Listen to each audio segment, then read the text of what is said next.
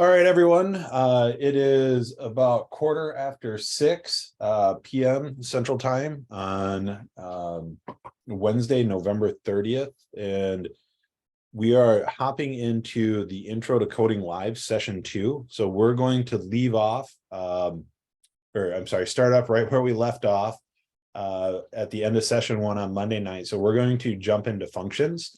And I know some individuals reached out to me with some of the challenges, and we're struggling with the concept of functions a little bit, and that's fine because we hadn't gone over them in class yet. But hopefully by the end of class, we'll have a better idea of what they are, why we use them, how they work, because all of the challenges and all of the REPLs are basically going to be answered in a function format. So let me see here. Pull this up here real quick.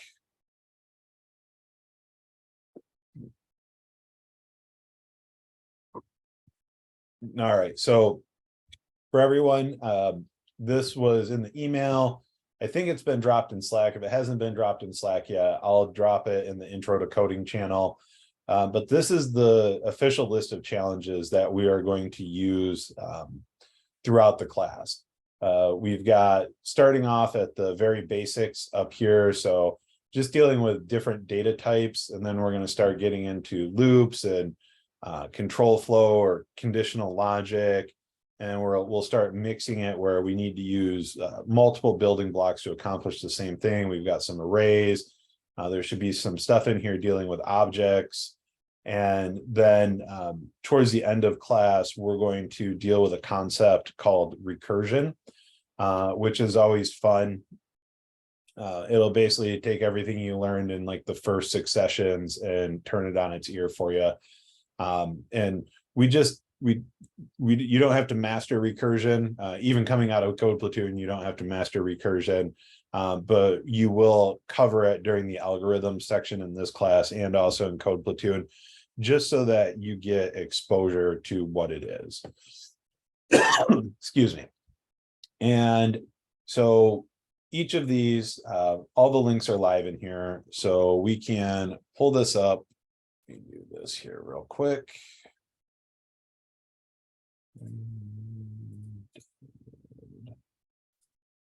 That one go. All right. And we'll toss that in here. All right. So these are going to be the challenges. And so what will happen is you'll come in here. This is basically like the main copy. It's owned by CP admin. And we will fork the replet right here. And we'll basically say, what do you want to call this? We can just leave it the default. We'll hit that fork replet. You can see this is like the 5th time basically that I've forked it. And we have our challenge right here. And so we have a function right here and the different parts of the function. And basically each of these challenges, we're going to fill in the guts of this function to make these tests down here pass.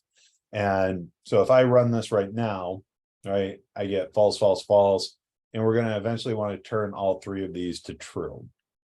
And not all of these challenges have like pre-written tests for them, but all of them will have like this basic outline of what's going on with the function. All right, so I know we looked at this right at the end of the day, but we'll go over this again here. So what is a function? It's a reusable block of code that performs a specific set of instructions that you defined or that are built into language. Functions can be defined to accept 0 or more inputs or parameters, and in the most case, output a return value. To declare a new function, use the function keyword followed by the name of the function. This is the old way. Basically pre-ES6 is using this. And I think all of the challenges are defined this way. It doesn't matter. You'll still see this all over the place. I'll show you in one of the future slides here what the new style looks like. And they both completely do the same thing. And you can use whichever one you're more comfortable with. I will probably flip around in class just so you get exposure to both of them and what they look like. And if you're ever struggling with it, or like trying to figure out like, hey, I don't get it the way it looks, I'm always more than happy and probably will write out the function, like using the old style, using the new style, just so you can kind of see how they basically do the same thing, even though they look a little bit different. Joshua, is there a way we can get access to the practice problems on? So yeah, all of these are available for you, right? So you click on the link and like I said, it will take you to the admin copy, right? So this is owned by CP admin. Everyone can do this. And then you will click the fork replit button. And what you're doing is you're making a copy of this replit and you're claiming ownership of it. And so then you have your own copy, right? And we can see like this has been forked 1.1 thousand times already. Is that what you're asking?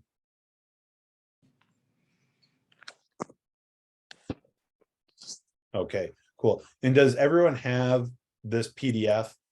Does anyone not have it?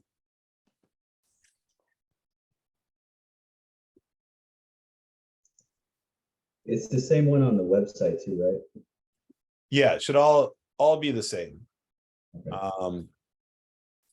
One sec here. I will drop it in the intro to coding live as well.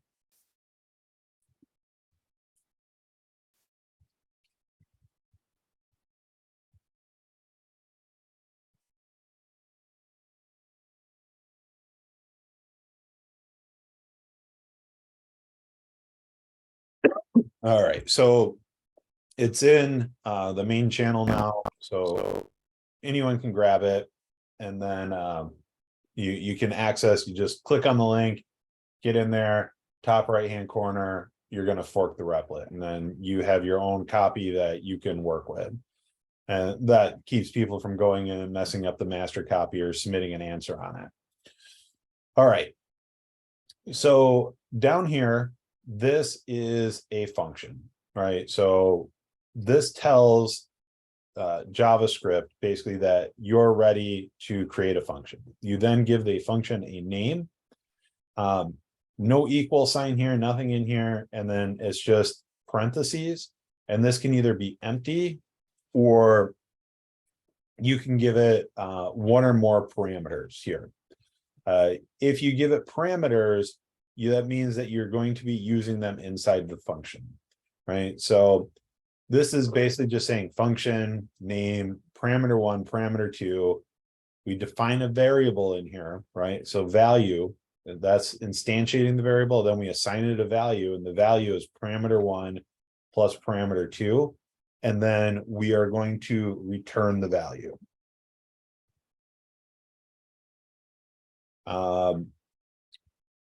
Okay, yeah, so depending on, so if people are having a problem getting the links through the PDF themselves, you may have to like activate the PDF or whatever, to, like if you're using Adobe Acrobat or something like that, there may be some protection in there. So with this, this doesn't in and of itself do anything. Like we can write a function and it basically just sits there and stares at us until we give the computer instructions to actually use the function. And that is called invoking or calling your function. And that is basically giving the computer the instruction to actually execute the code that is inside your function, right? So if we call name or invoke name with the numbers 1 and 2, right? So parameter 1 is equal to 1, parameter 2 is equal to 2. That means let answer is equal to 1 plus 2. And then we return the answer, which is 3. Okay. There are multiple ways to declare functions.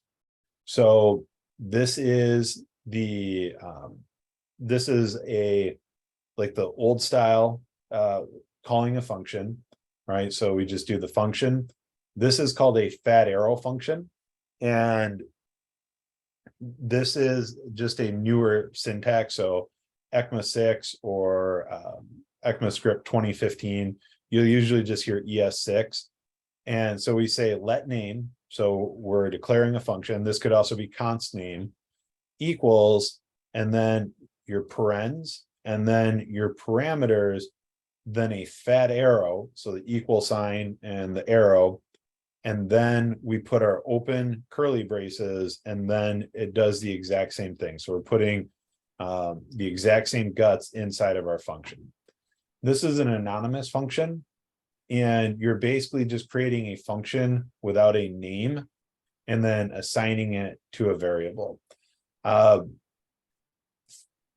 So these you will use as you get like into more advanced problems. If this is confusing you, don't worry about it.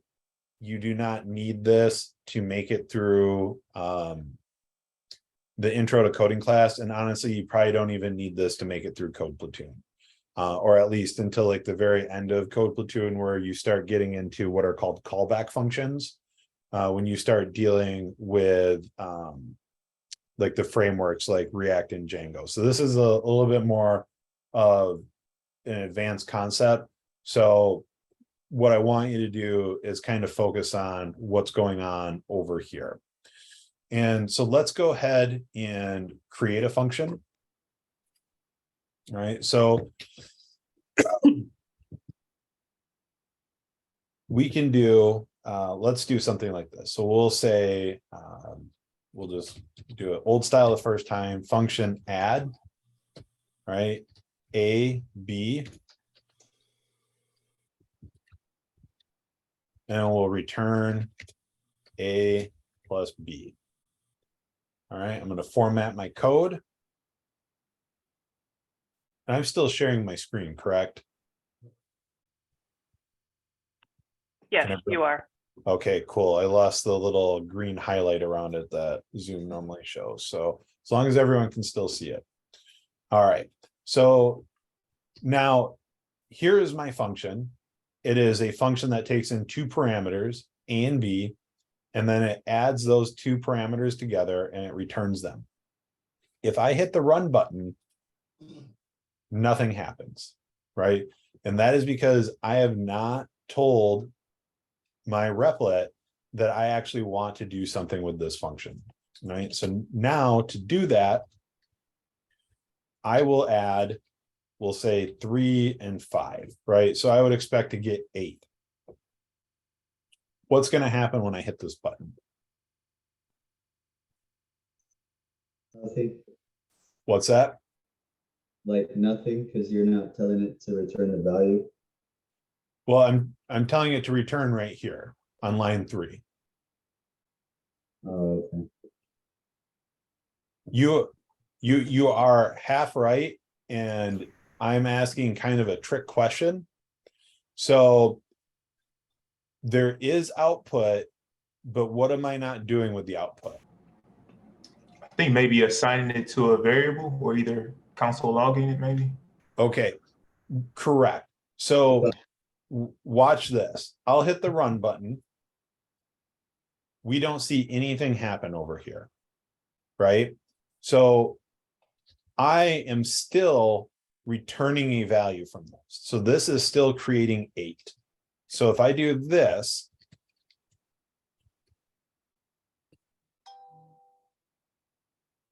right, now I've taken that 8 and sent it to the console. Here is where, like, in fact, if anyone's taken the pre-recorded intro to coding live, there's a message in there about this now that I basically went in and added in after the fact, because 90% of the questions that we were answering in intro to code were about this. So and you have to do it this way, we have to return out of the function, because if I do this,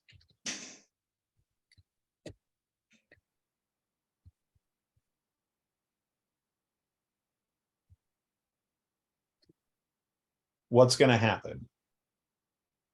Am I going to see something?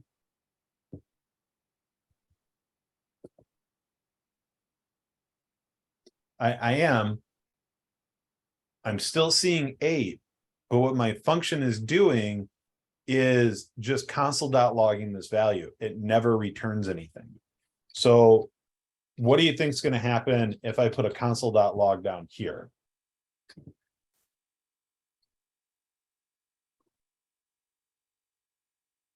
I get an undefined, right? So I'm passing in parameters into my function. My function's doing what it's told to do, and it's console.logging 3 plus 5. And then it is returning nothing. So when I console.log this down here, I'm just getting the value of undefined because it doesn't actually return anything. Now, if I had to do something along the lines of basically,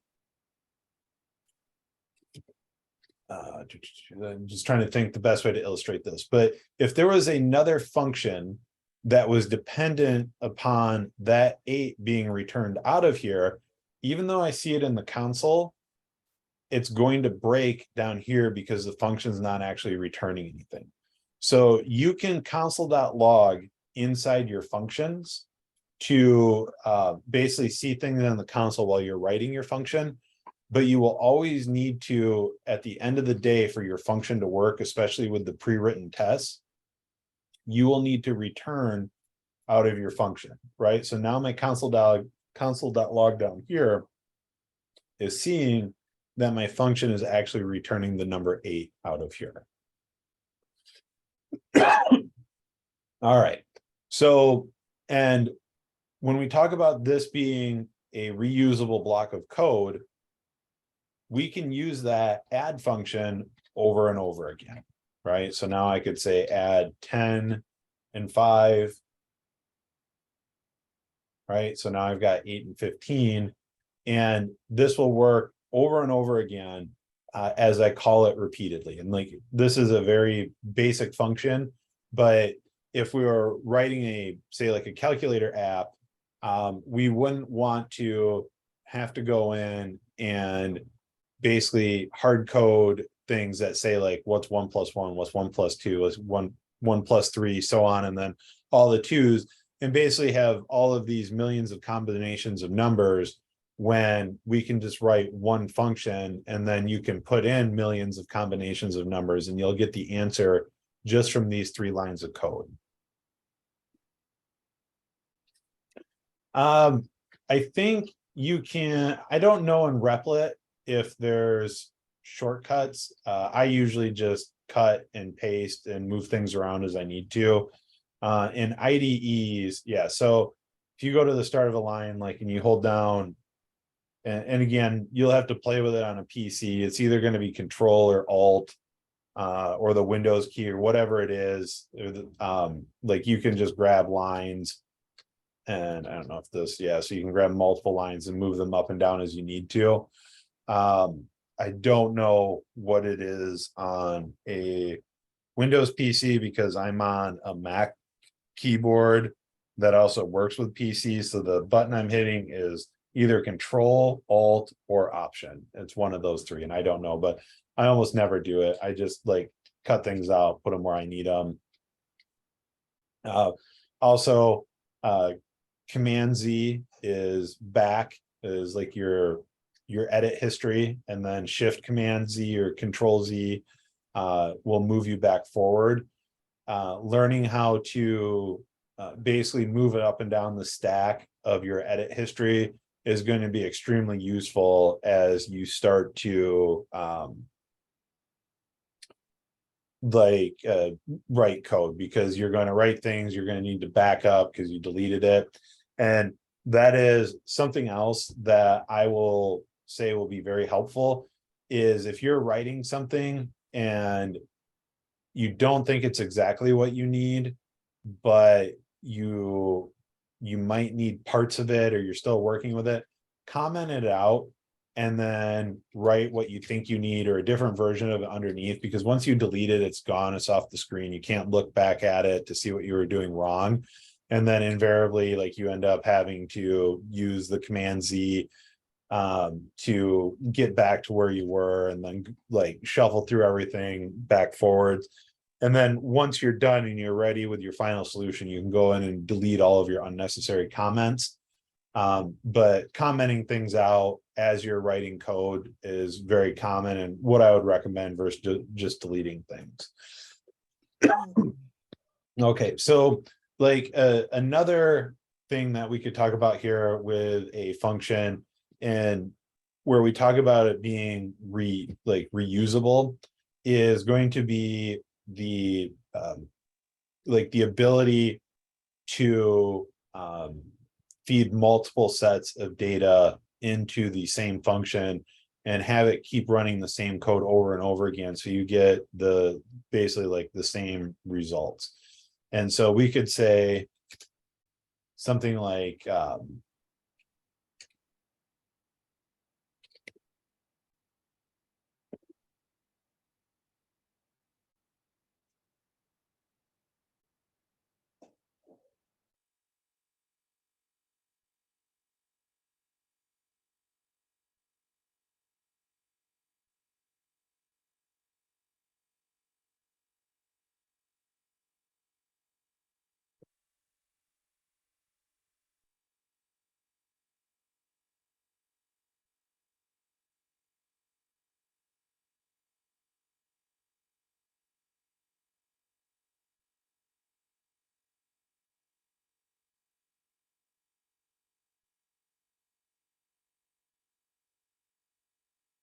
right? And so now I could just say, instead of having to do this for each person, I can just say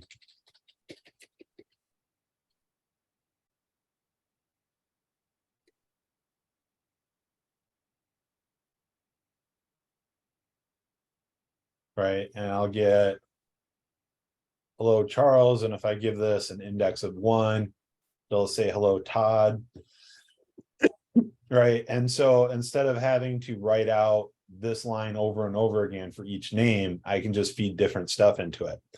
Now, and we haven't covered it yet, it's coming up in one of the next sections here, we're going to learn to iterate, and I'll come back and show you that within my function, I could, instead of just giving it a name, I could give it a list of names, tell the computer to go through each list in the name automatically, and return basically the name as, or return the greeting for each name in the array. All right, and so that'll kind of be the next step with this. Any questions on what I just talked about with functions?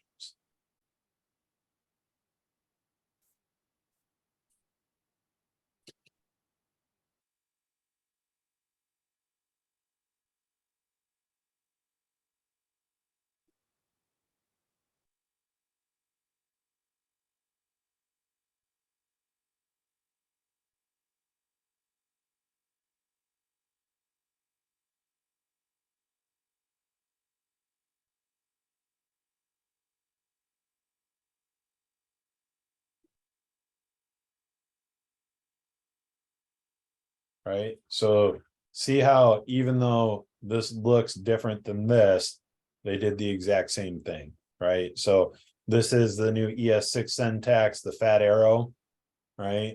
So we're calling it const, give it a name, give it an equal sign, tell it the parameter, and then give it a fat arrow, and then after that is basically identical, right? See, when, and that, I guess that's another thing I should show you here real quick. When you are working in the Replitor and IDE, so this is also something that's unique to IDEs.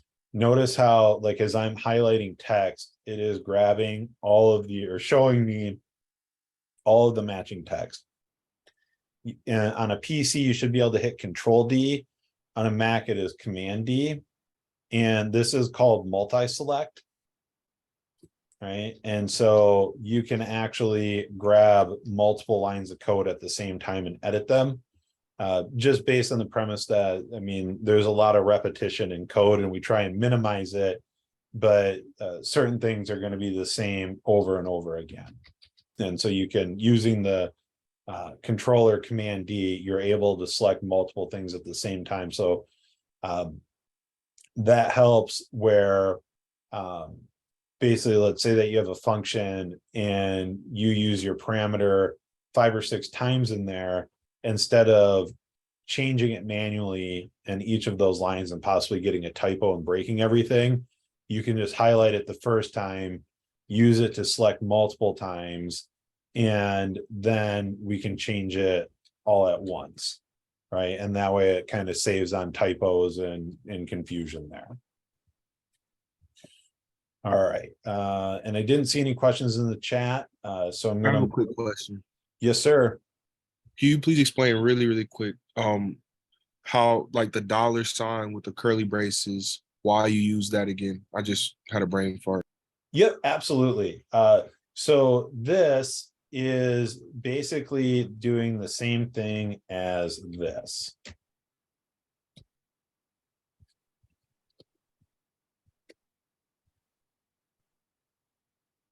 Okay, so just to add the parameters more fluidly with the sentence, right?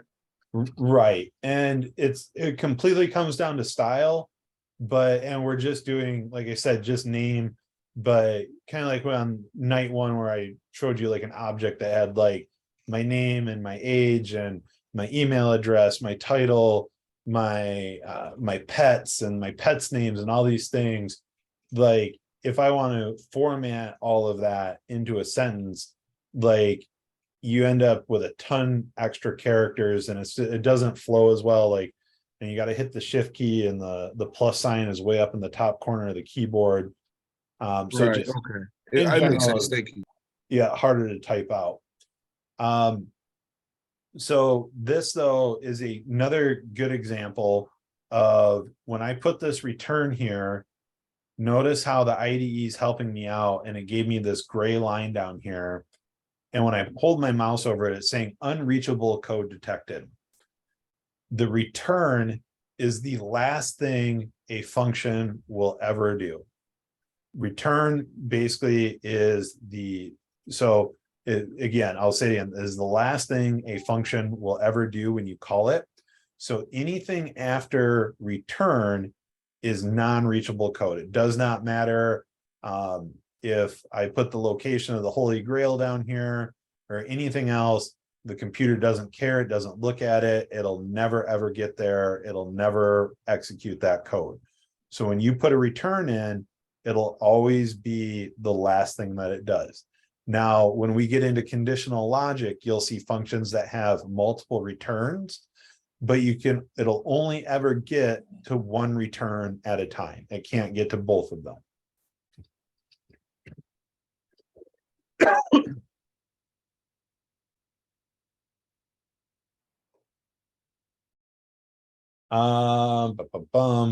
So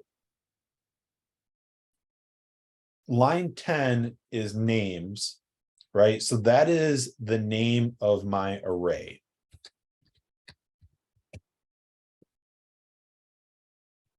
Right.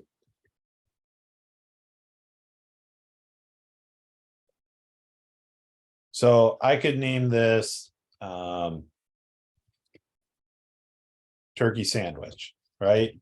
And so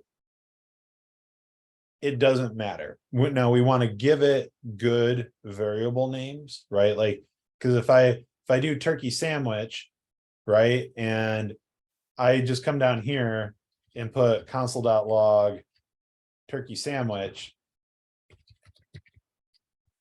and you don't see what turkey sandwich really is, just off the top of your head, what would you expect to see when I console.log turkey sandwich, right? Like maybe a recipe for a turkey sandwich or like the ingredients or something like that. But when I run it, oops, name's not defined. Oh, that's because I broke it up here.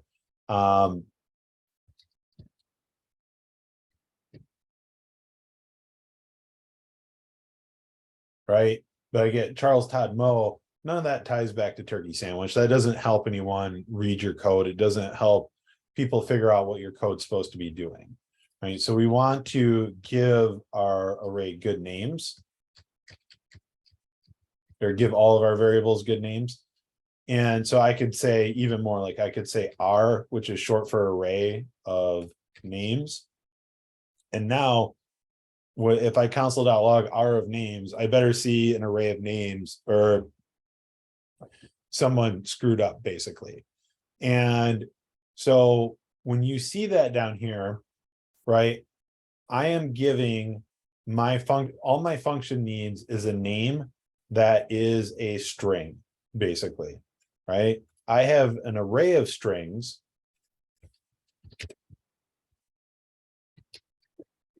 My arrays have index values starting at zero. All right. And so when we're here, this is a 0, this is a 1, this is 2, right? And so if I just console.log names 1,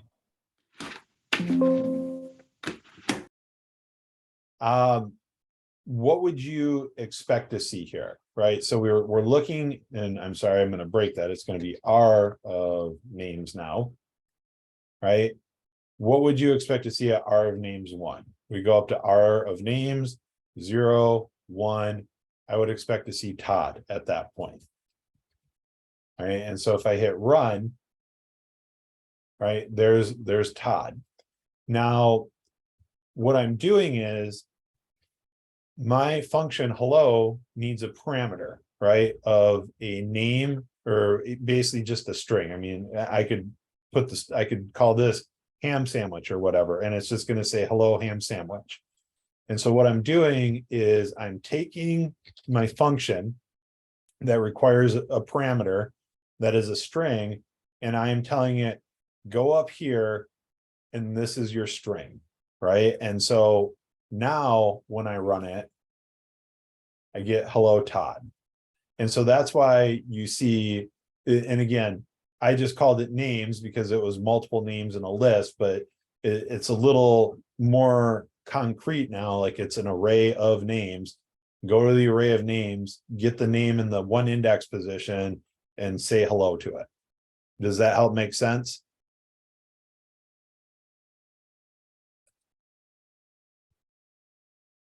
Cool. All right. Any other questions? And these are all great questions. So I had can a you, quick, oh, go ahead.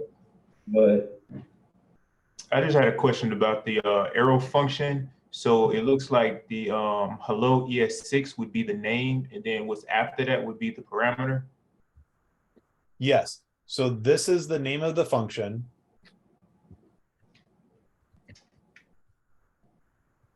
And then this is the param. So with that, you can continue to add different, like, so after name, if you want to add a different parameter, would that be separated by like a comma, or would you just keep? Yep. So, okay. And so a function, like when we declare it as a function, it would look like this. Like, so we could say first name, last name, and like we can add a third one, a fourth one, a fifth one, whatever. And now, and also if we just want to say like function hello to me, right? And we don't give it a parameter, so it's not taking in a name, and then it's just going to return hello to me. I know I'm hilarious. I'll be here all week. So that is a function that takes no parameters, right? It still works. So I can call console.log hello to me, right? And I invoke it. So notice there's no parameter, it's empty, right? Hello to me. When we're breaking down here, which is fine, I'll clean that up, right? And so then we've got hello, and now we've got first name and last name.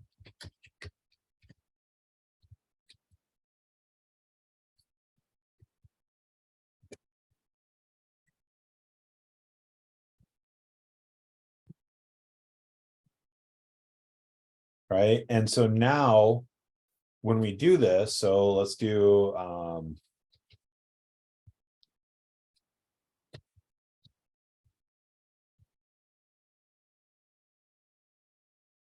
right, so now we've got hello Todd Kubiak. I could come up with another array of last names. I could do this all different ways. I just hard coded one in there, but also you'll want it. So it's expecting 2 params. Let's call it with 1, right? So hello Todd undefined, right? So I never defined that second parameter. And so it just throws undefined in there for me. And so usually when you see undefined when you're writing code, it means that you made some sort of a mistake. All right. And so now we're calling a function with 2 params, right? So we can call a function with none, we can call one with 2, we can call one with 1. We've got these different formats. The ES6 syntax is a little like there's just one extra wrinkle and it's not a huge deal, but let's say no params, and you have to have that parens there.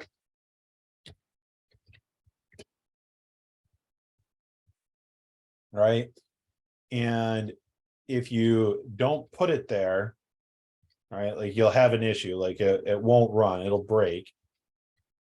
And then if you do 1 param,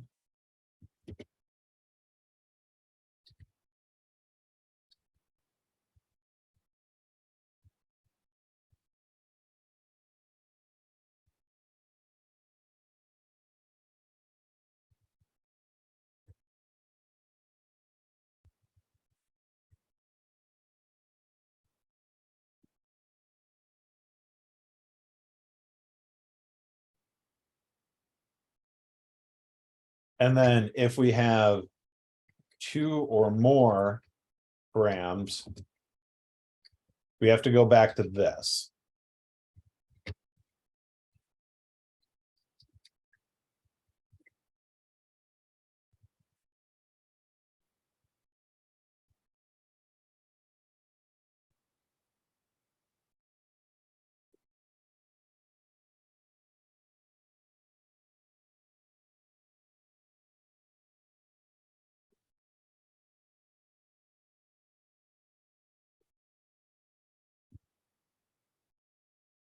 Right, and now you can really see, like, as I start to get multiple params, what I usually do the backticks and do the string literals.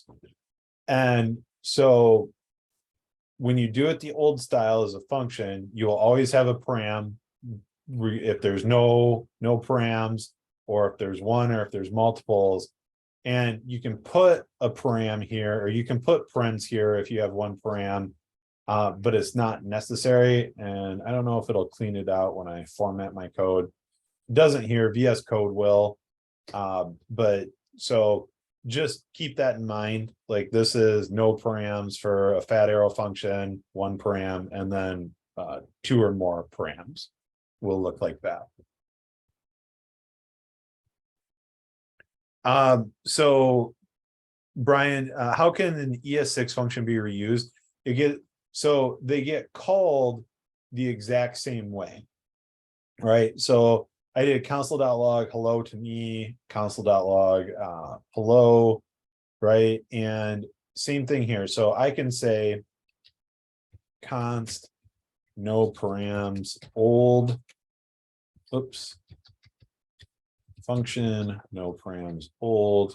We don't give it a parameter, and we return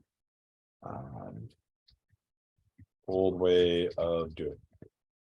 All right, and so if I want to see that, I have to console.log no params old,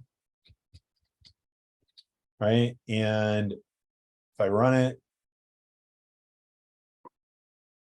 right, old way of doing it. So let's reuse it. There it is, being reused. Now, same thing down here. And let's do a multi-select here. So we'll do this. And we'll grab this. And we'll just do no params. Right, and then we reuse this one. So no, there is no difference when you call the old style function or the new ES6. They both get called by doing it. And the console.log is so we can see it in the console over here. But when you start writing software, you're not usually working in the console. Like you're going to be sending the data to be displayed on a screen or faxed or printed out somewhere. So you'll use this like here and in the beginning of Code Platoon, but eventually you'll stop using console.logs to see things on the screen because you'll be using something else to display it. Usually either the Django front end HTML framework portion of Django, or eventually you'll move into the React JS frameworks. Okay, can you hear me? Quick question. One sec, someone was talking really quiet. That's me, Brian. Yeah, go for it. I'm turning my mic up. Is that better? Yep. Okay, so it looked like you were assigning a value when you had const one parameter at the bottom. The new way of the ES6 way of doing it at the bottom. Right. So I am. It looks the same way as like you're declaring a variable. It's does. just the style, but yes, I just like if I do const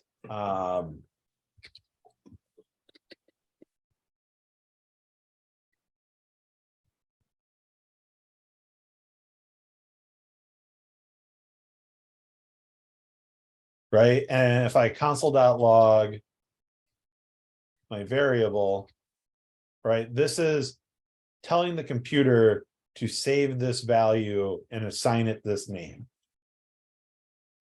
Right. And this is basically telling the computer to take this function and save it under this name. So it's kind of doing the same thing. It's just, again, with the ES6, like they combine the syntax, like you, and I don't know why they did it this way or what the thinking was behind it. They didn't consult me, but basically this is just giving your computer or your program a reference point to say, if you go here and find this thing, it will do this, right? If you go here and find this, you will have access to this. Okay, yeah, I get it. It just in some languages it looks. I mean, if you use that in some languages, that would give you the value of a function. It'll return a function value, but it's just kind of weird. Yes. Well, and you can still do that, right? And I don't want to get too far out into the weeds. So like I could say, let let's see here. We'll say param a and or well, let's see here. Yeah, we'll just call it param a and oh.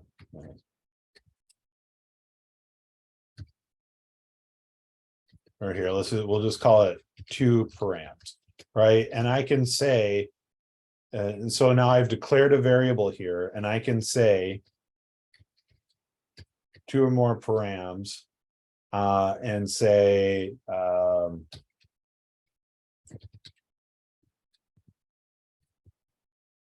right? And so now when I run this, right, like we don't see that anywhere, but I can console.log 2 params.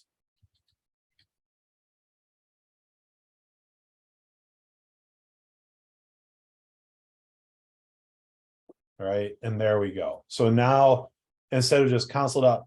And this is important because when you run a function and it returns a value, so let's say that we return or like we call a function. If you don't do anything with that value, as soon as the computer reads the next line of code, that value is gone for forever. right? Like, or until you run it again. Like the software doesn't save it into memory. When we do something like this, where we've taken the output of a function and saved it to a variable, now we can access it at a later point in the program that we're running. So, and again, this can be a little confusing in the beginning.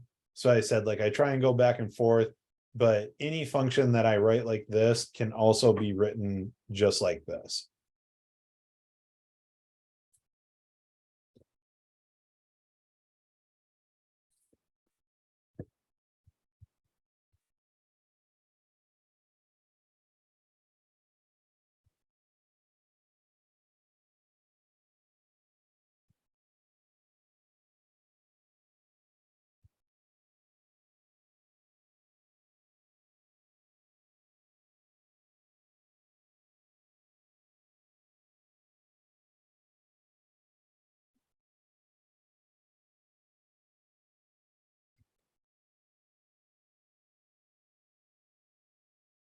All right. Any other questions as far as functions? And again, everything's going to revolve around functions for the rest of class. So throw them out now, throw them out later. Just make sure you ask if you've got questions. Quick question. You Yes. kind of answered it right there, actually, but I just want to make sure I'm on the right track. So using this example right here, right? The only way that well, not the only way, but the only way that I'm tracking so far in the last 2 days is for you to take two parameters and assign it a value and then run it is through console log. But I see with that very last example you just gave. So when we stop using console logs and actually go straight to whatever device we're using a IDE like VS Code or whatever, we don't have to console log it anymore, right? So it would just be like assign a variable to it, like two params equals two or more params. Like how would we assign, like the example earlier, the numbers? So you had A plus B, but the only way you assigned it was console logging 5 plus 8 or Well, so not assigned, that's how I'm displaying the data, right? So because like if I come back up here to the first one with add, so I'm doing console log add 3 plus 5, and it gives us 8 to the console. Even if I get rid of this console.log and I run this, you don't see it in the console over here, but the computer still added 3 plus 5 and output 8. It's just nothing happened with it. Like I didn't tell it to go anywhere. All right, that was my question. Thank you. Yeah.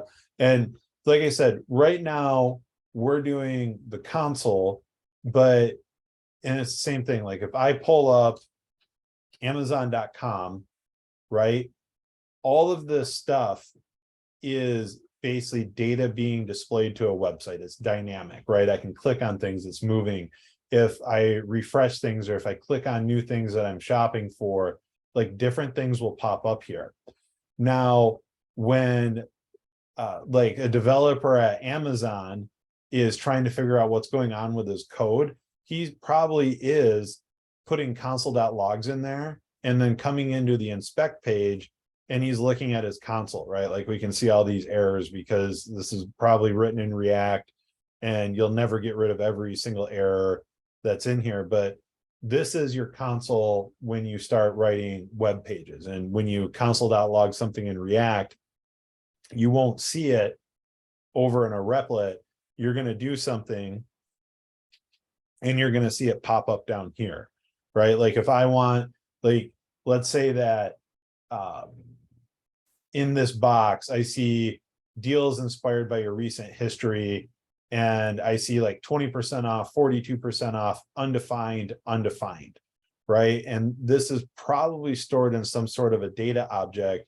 And I would console.log that data object in my software. And then I would see it appear in an object, right? So like I would see like deal 1 20, right? And then like deal 2 would be 42, and then deal 3 would be 51, right? And if I see a 51 right here, that means that I'm doing something wrong in my code that's making it show up undefined up here. And then I use this to help me trace back through all the code I've written to figure out maybe I've got a typo somewhere, or I'm only reading the first 2 values out of this instead of the 4 values that come in every time, right? And so like you'll still use the console.log when you're writing code, but like at the end of the day, notice how like, I mean, I can start clicking through all of this stuff. I will never see any of the information on my screen pop up here. And if I did, it means that a developer made a mistake and like saved a console.log in his code. And it happens. But like we also, like when we're working with our tools, like when I'm in VS Code and I write a console.log, like it highlights it in red, it throws up an error message saying like, hey, you're not allowed to have those. And I have to like click out of the error message every time. And that way, when I go to submit my code for someone else to review, like I don't accidentally push a console.log into like production code, because there's things that you don't want the client to see, right? Like, I mean, you can console.log anything. So like you could console.log the secret key to the API and then display it to everyone in there. And then people can steal the API key and start using it maliciously to rack up fees against your company or yourself, anything like that. So you will use it. You never really stop using it, but you won't use it the same way you're using it now. Like it won't be like the end of the road for you. All right. So control flow. And so this is conditional logic. And this is where we start getting into if-else statements. And this is pretty much how we tell a computer to do what we want it to do. We're going to start laying out, different scenarios. And if one scenario happens, we want the computer to take action A. Something else happens, we want the computer to take action B. And so when you, let's see here, evaluates to either true or false, which again are Boolean values, they're the only 2 Boolean values, allows us to select different outcome depending on a user input or the result of a computation, right? So this is an if statement, right? This is it. If A is strictly equal to B, do the thing inside here. Else just skip over it. An if else statement is basically going to have do this or do this. So if A is strictly equal to B, you're going to take this action, else take this action. And then an else if statement allows you to chain multiple different events together. So we can say if A is strictly equal to B, do this. However, if it is not strictly equal to each other, if A is greater than B, take this action. And if not, take this action. All right. And so let's go ahead and do some demonstration of this.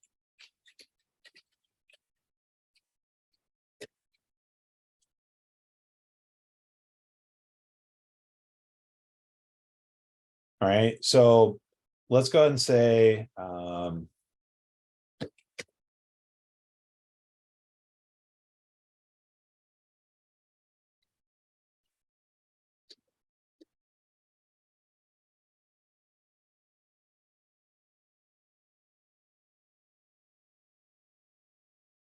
well, we won't start with that. We'll say, let's say logic equals 1. So I can say if logic is triple equal to 1,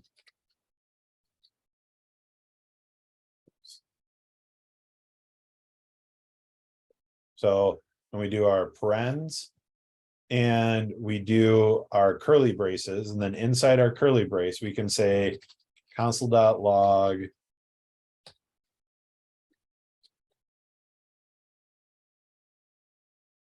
right? And so if I run this now, right? Let me just throw this in here too.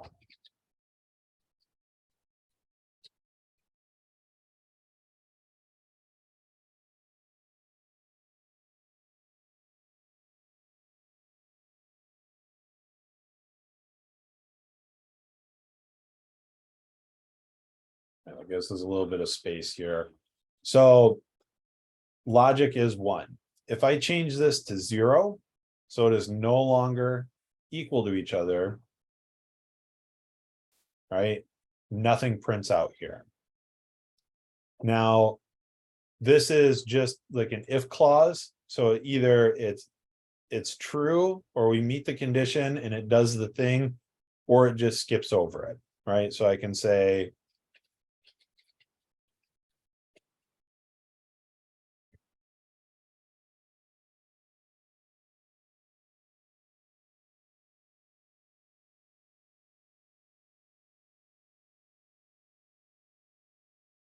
right? So it literally just skipped over this line of code, and it'll skip over all the lines of code that are wrapped in that conditional if statement. If I change it back to 1,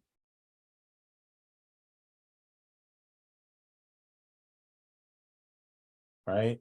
So now it reappears. Now, the next step in this is else, and we can say,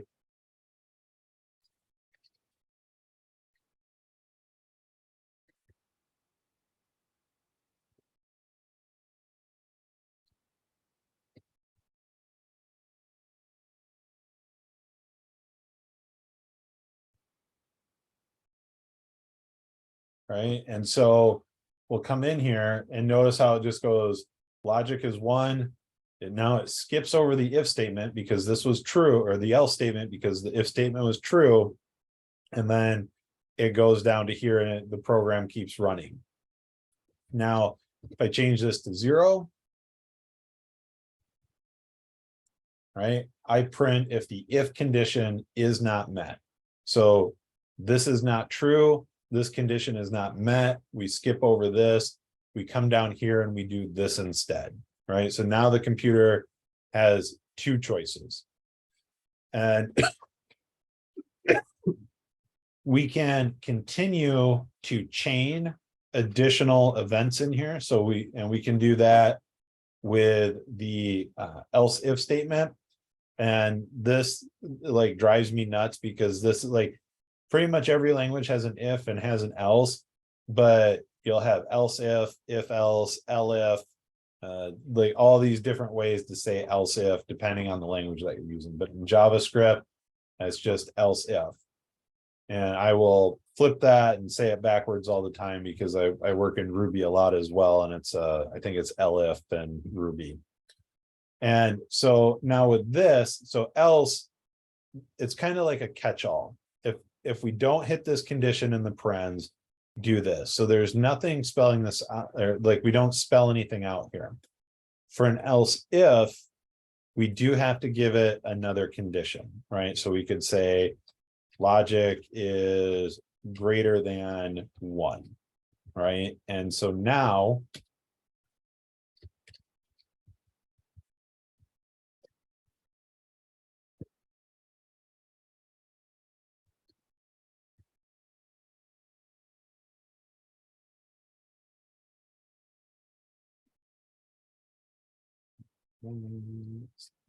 that up. All right. So now we've got an if statement, some additional else if logic, or an else. So if I leave this at 0, right? So the computer runs, it gets to logic, it says logic is 0, it saves that in memory. And then it comes down here and says, okay, I've got an if statement. Is logic strictly equal to 1? It is not, so ignore this. Is logic greater than 1? It is not, so ignore this. And so then it comes down here and says else. Okay, so it wasn't these first 2, So I will go ahead and print this out, right? So I print if the if condition is not met, and then I appear after the if statement, the program keeps running. So now if I change this back to 1, right, I get this. And if I change it to 2,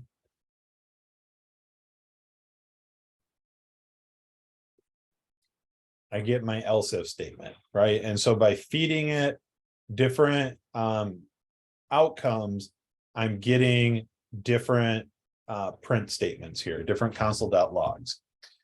Any questions so far on conditional logic?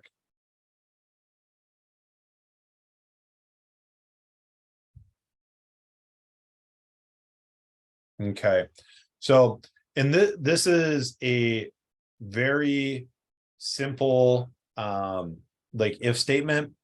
You'll also get and very common is like when we start getting into more, so we can say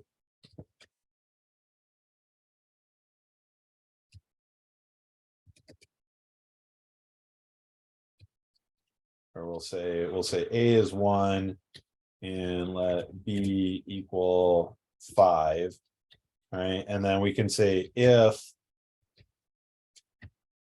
A is triple equal to 1 and B, oops, and B is equal, strictly equal to 4,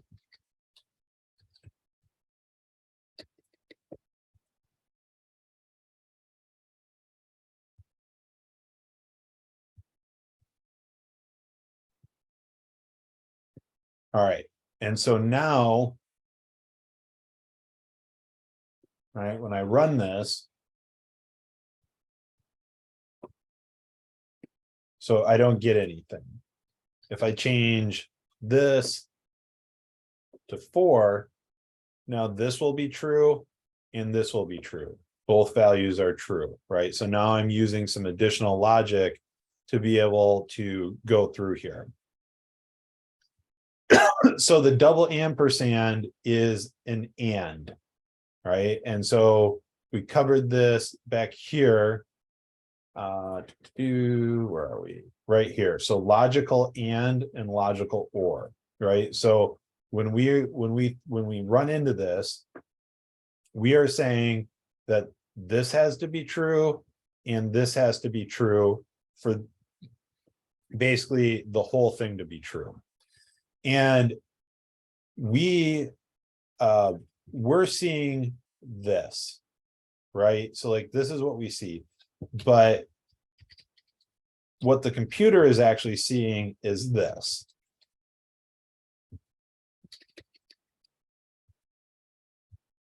Right? So if I console log is 5 strictly equal to 5 and I run this, right, I get true. So what the computer is doing is it is saying A, okay, go find the value assigned to A. And it is saying is 1 triple equal to 1, right? And then is it saying go find the value of B, that is 4, is it strictly equal to 4? And if it is, it then resolves to true. And this resolves to true. So what the computer is actually seeing is something like this. Sorry, formatting issue.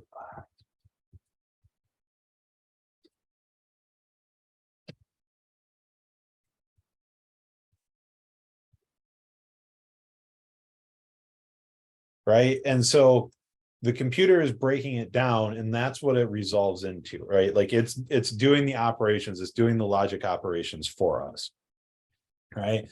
And if we were to do something like this, and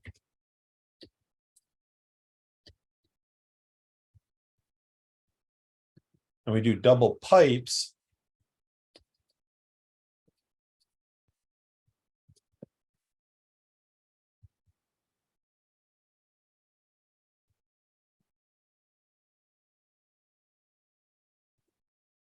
right? we still hit it here because just like in this one, it goes up and it says is A, what is A? It's 1, 1 is equal to 1. This resolves to true. B is 4. Is 4 strictly equal to 5? Nope, that's false. But when we say or, we're saying either this one or this one needs to be true, right? Not both of them.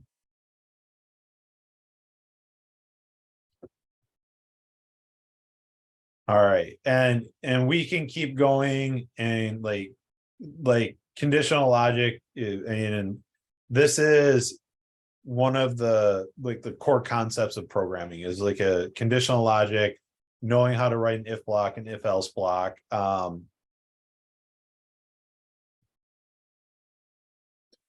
So when you say brackets, what do you mean by that?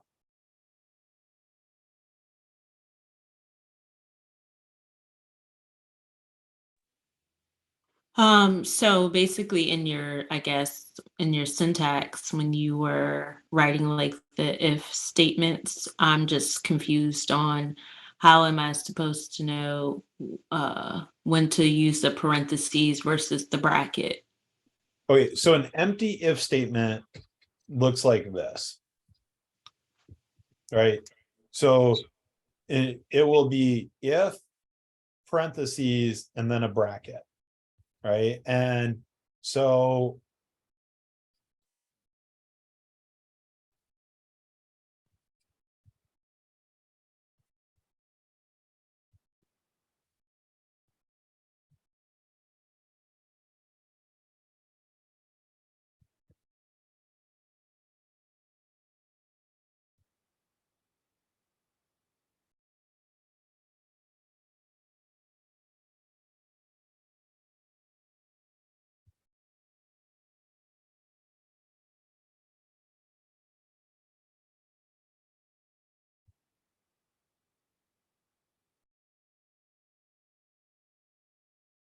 right, and so that is what it will look like, right? And I just put this here as a label, but whatever conditional logic you are looking to do you'll put it inside the parentheses, so it'll always be if. You'll put your logic right here. You'll then have the curly braces, and inside your curly braces will be what happens if your logic condition is met.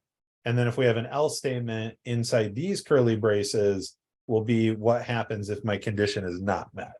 Does that help? Yes, it does. Thank you. Cool. And let's see here. So any other questions on conditional logic?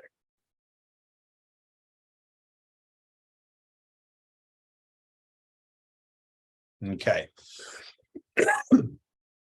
So up next is iteration, and this is also extremely important. Iteration is writing loops, and writing loops is how we tell a computer to perform the same action over and over again for a explicit amount of times. And I'll show you what that means. There are multiple ways that you can format a loop. All right, so there's a while loop, which means that you will continue to run the loop while the condition is met. All right, once the condition is no longer met, stop running the loop. A for loop will basically give you information, or you will give it information, and it will run for how many times you tell it to run, right? And so these loops are basically doing the same thing, right? So, and I'll show you that. I mean, there will be situations where a certain type of loop will be more useful than the other. But for right now, we'll go through both of them. I can show you how a lot of times they can do the same thing. All right. Other kinds of loops, there are specialty loops as well, built into JavaScript. So you use a for in loop to iterate through everything in an object, and you use a for of loop to run through everything in an array. And I always get these two backwards. But again, knowing that you need to know a loop is more important than, or knowing that you have to use a loop or when to use a loop is more important than remembering all of the syntax, because you can always go back and look the syntax up again. All right, so let's go ahead and take a look at the, we'll just start with a while loop, right? So while this condition is true, repeat my code. And so here.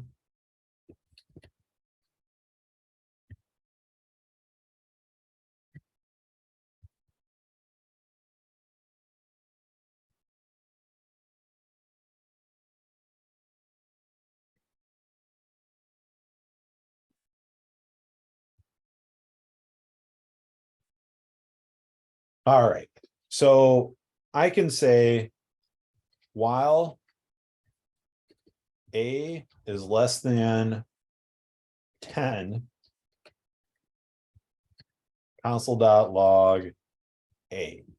All right, and we can say, actually, I won't use a. We'll say loop example 1.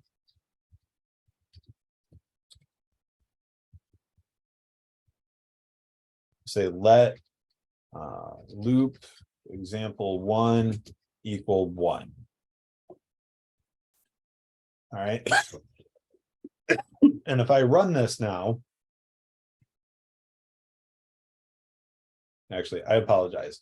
Before I do that, when I hit this run button, what do we think we're going to see?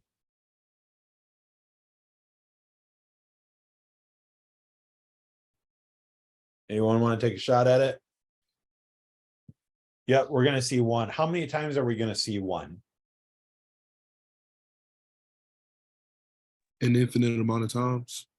Yep, an infinite amount of times until I run the thing out of memory, and it'll crash. It'll take a long time to crash, but if you notice, my little RAM bar down here is slowly filling up, and it's because I'm just filling it up with 1. So eventually it'll stop and it'll tell me I've created an infinite loop.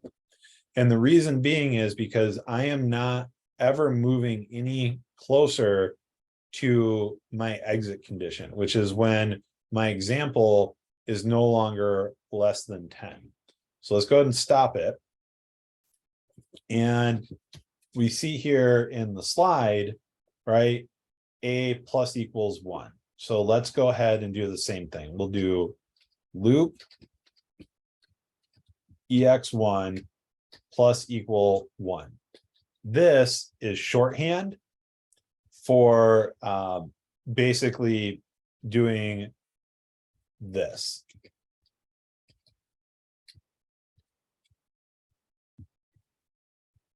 All right, and so what we're doing is we're saying loop ex1 is 1. So add loop ex1 plus 1 and then save that value over the top of itself, right? And so now it's equal to 2. And then we're going to loop through again, and we're going to do the same action over and over again. But this plus equals is shorthand. Well, here, let me do this.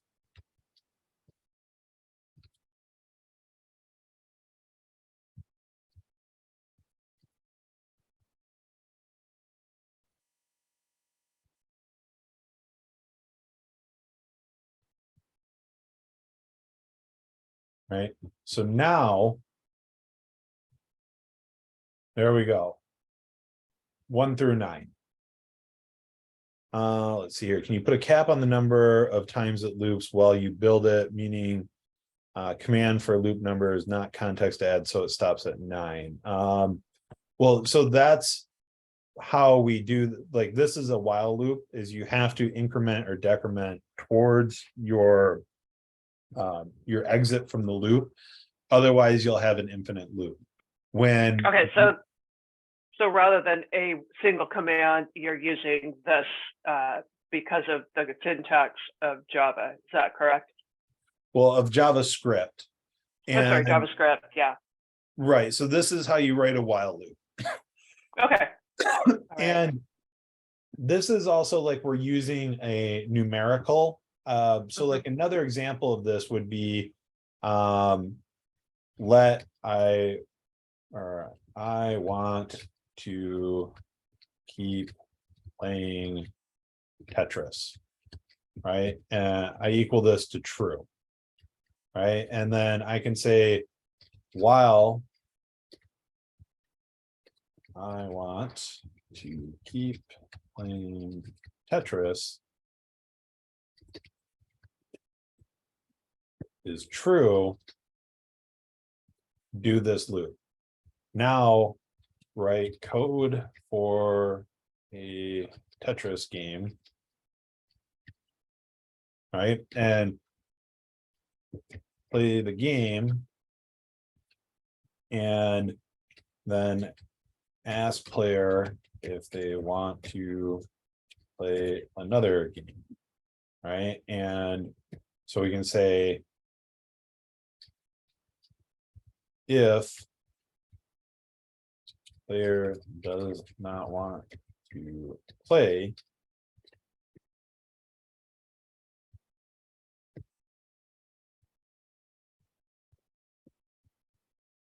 make I want to keep playing Tetris false, right? And so now this is non-numerical, and I can play one game of Tetris or I can play 1,000 games of Tetris, but until at the end of each game where I say I no longer want to play Tetris, the game will keep looping back to the beginning of the next game.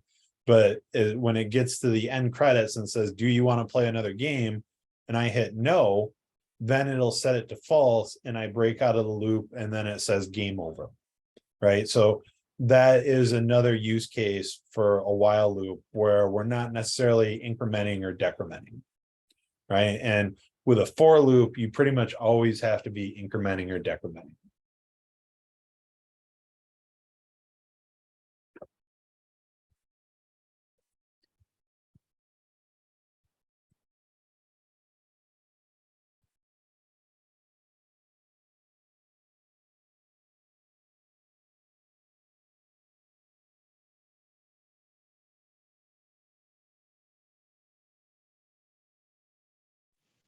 Could I have a question if that's okay. Absolutely. Uh, could loops be helpful for maybe running in like an automation test of a repeatable task? Would you want to use loops in that kind of a maybe like a test, like if you were going in and maybe automating a repeatable task, maybe testing something in your code, would you want to use a loop or no? So the short answer is yes, the long answer is no. And that is because once you start testing your code, there are just like React is a front-end visual framework for JavaScript. Like when you get to Code Platoon, you're going to learn about Jest, right? And so there is a whole framework just for testing your code, right? And so you won't write loops to test your code, but you are on the right track that basically you will write a loop if you need the computer to do something, basically a repetitive task over and over again, right? So let's go ahead and take a look at a for loop, and then I'll show you like a repetitive task that we were using earlier with our functions, right? So now a for loop is basically, it takes a lot of the, I mean, it basically takes the same things as a while loop, but puts them, excuse me, coded into the loop, right? So we have a initialized variable counter, a run condition, and an increment decrement counter, right? So in the example here, we're saying let I equal 0.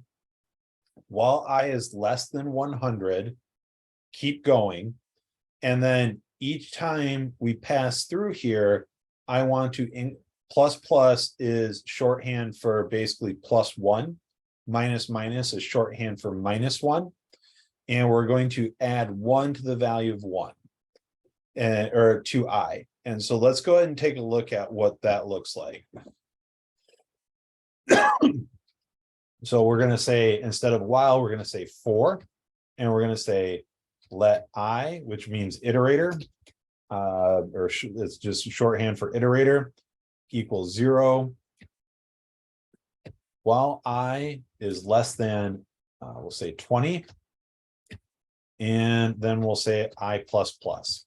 All right. And let's go ahead and say console.log I. All right. And so now when we run this, let's say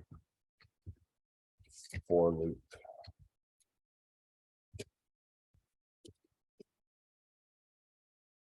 Nope, don't want to do that. We're gonna do a comma.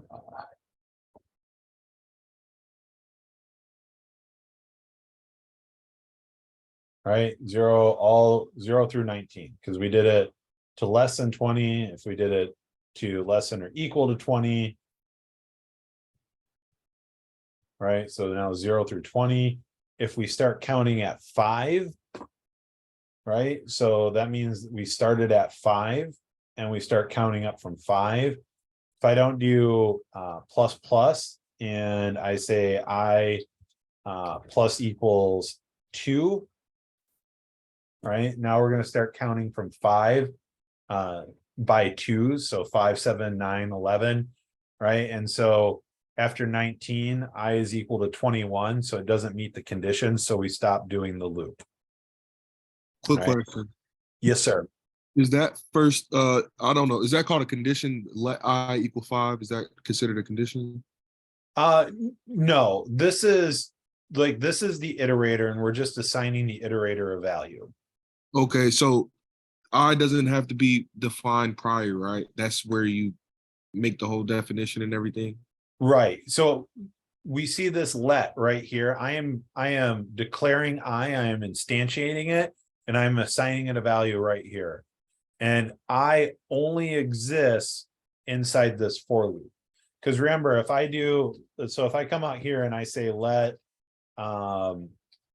example C equals 7, and then I say let example C equal 11, we get the red lines, right? Saying cannot redeclare block scope variable example C, right? Because I can't do it multiple times. Now, if I take this for loop and I keep doing it, notice how I don't get that red line. And that's because I is inside these parentheses, and it is only, so like if I do, let me comment these out, and I say console.log I, it should yell at me. Maybe it won't. It'll yell at me after I run it. Right? I is not defined because I'm out here at the global scope. I is only visible inside of my for loop, right? And so that's why you can, excuse me, you can write multiple loops and you can keep calling it I over and over again, right? So we could say 7, and this is for loop 2, right? And so we can do this, right? So I've still got this in here. That's going to break. All right, so there's my first for loop. There's my second for loop. I is at the local scope. So everything out here at the top level is the global scope. Everything inside of something, and like basically a for loop is just kind of like a pre-built function. And functions have local scope. So things that are declared inside of a function can only be seen inside those functions. So this I being declared here can only be seen in this specific for loop. Yep, absolutely. Local scope. Okay, that answers my question. Last question, well, probably not last question, but can you give me a real world scenario like you did with the game for this type of loop, please? Because I'm having a hard time understanding the utility of it. Yep. So and that's what I was going to do. So let's go ahead and do this. So let's say let students equal, I'm just gonna grab the top row here. So I've got Efren and I've got Joshua and I've got Chris and I've got Dylan. All right, so now I'm going to say function all of the names, right? And I'm going to give it one parameter, a name, and I'm going to say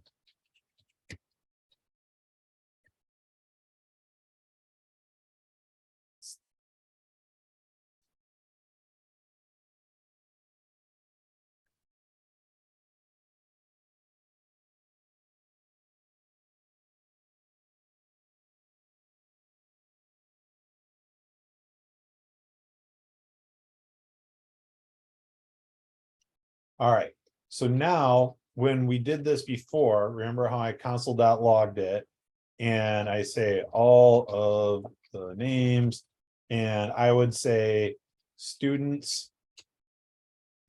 And if I say 0, when I console.log this, I should see your name is Efren, one of the intro students. Right? Your name is Efren, one of the intro students.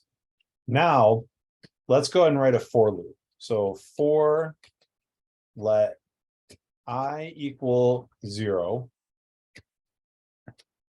I is less than all of the names dot length, right? So console.log, not all of the names. Sorry, that's my function. Students, right? So if I console.log students.length,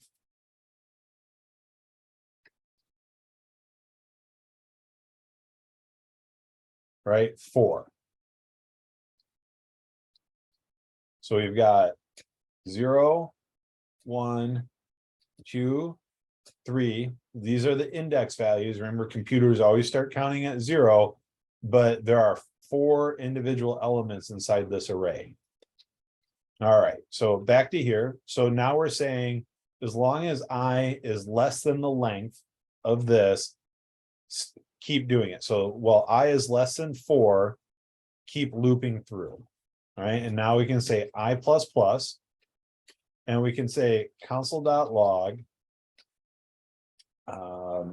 all of the names, and we can say students.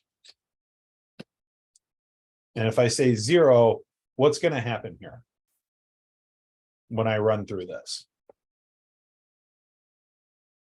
You should say Efren 4 times. Yep, because I hard coded the value 0 in here. So let's go ahead and hit the run button.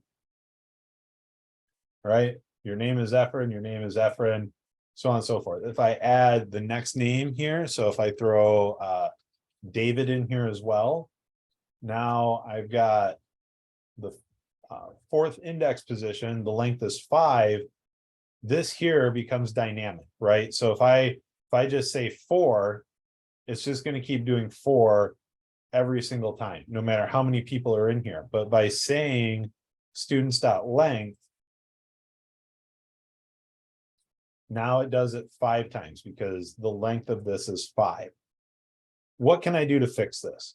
What number or what is changing every time I loop through here?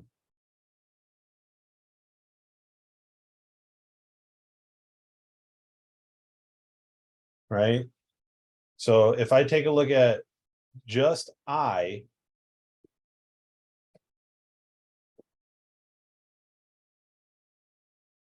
right, we get 0, 1, 2, 3, 4, right? And so if I now take out my hard-coded value and I put I in here, the first time it goes through, it's going to be 0 and it's going to resolve to students 0. And then the second time through, it's going to be students 1 and so on and so forth, all the way through as long as it's less than this length. Right, so now I get Efren, Joshua, Chris, Dylan, and David. right? And this is what we use looping for, is to go through data objects and basically pull that information out and do the same thing to it over and over again, right? So same thing with the Amazon object, right? Like all of these names, all of these things are stored in databases. The images aren't stored in databases, but URLs. So, right. So like if I right click on this and say, open image in new tab, right? So I get m.media amazon.com. So this URL as a text string gets saved in the database, right? And this, like, so when I query, when I open up the front end of the Amazon web application, it queries its backend server and says, give me everything I need to know. And it returns it in, and most likely an array of objects, right? And so it would look something like this. So we could say, let Amazon response equal an array, and we'd say item name, right? Book, item ID, 1, and item or image URL, and we would get, right, the URL. And then it would just be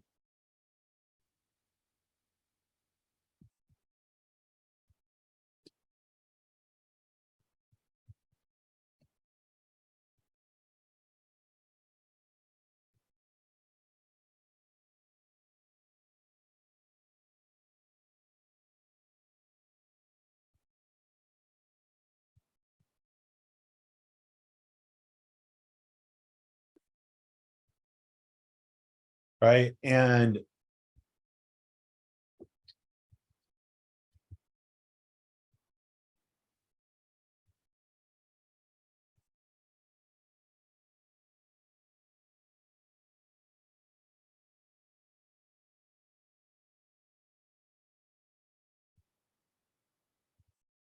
right. And so all of this gets returned, and then there is a loop written somewhere that parses through this information and says, okay, create this, now create this, now create this, and it populates all of that.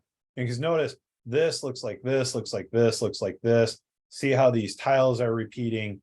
And so all of this information is coming into loops, and then like the data is just populated into it. And that's how looping works in the real world.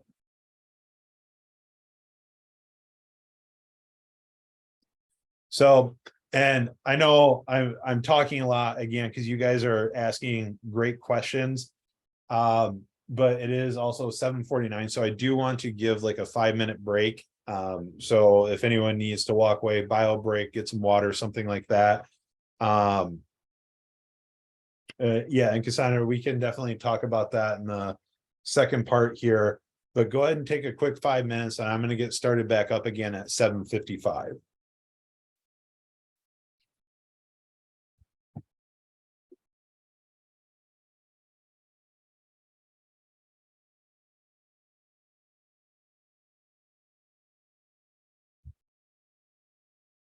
Okay, so over the break, I just coded up a quick loop here that goes through our array of objects of Amazon responses that would kind of mimic something that we would see in the real world. And so the loop concept is the same, right? So we're saying let I equal 0 for I less than the length of this array, right? So just because it's objects and it looks larger, we have 5 items in here. So we have 0, 1, 2, 3, and 4. So total length of 5, right? So we're going to start at counting at 0. We're going to keep counting up by 1 until, as long as we're less than the length of this array of objects, which has a length of 5. So now the kind of a new concept here is, all I did was I took Amazon response I, so that's going to be 0, 1, 2, 3, 4, and that's what's going to give me access to each one of these, and I saved it to a shorter variable name, right? And the only reason I did that is because it's less writing than having to do Amazon response I over and over again, right? And so I just shortened it to AMZN, which is Amazon's ticker symbol. If I really wanted to get brief, like I could just do something like this, right? And let A equal this, and then I'm still, basically it's going to say, what is A? It looks at A. Oh, it's Amazon response box I. So it's, by writing it this way, it's the same as doing it if I was actually doing it like this, right? And it's just less typing, and it's a little bit cleaner, and it's easier to read, right? Especially if I had like 20 or 30 things inside of my object that I had to write up into a story. Like this is a lot less coding for me to write, fewer keystrokes. All right, and it's the same thing here. So if I do console.log Amazon response,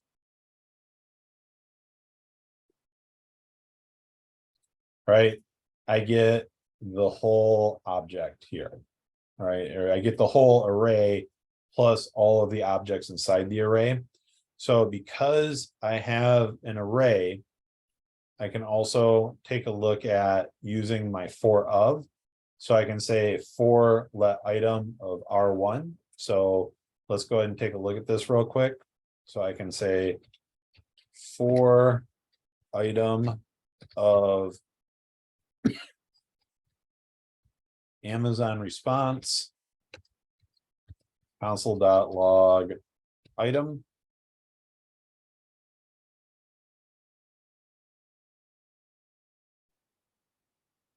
Right.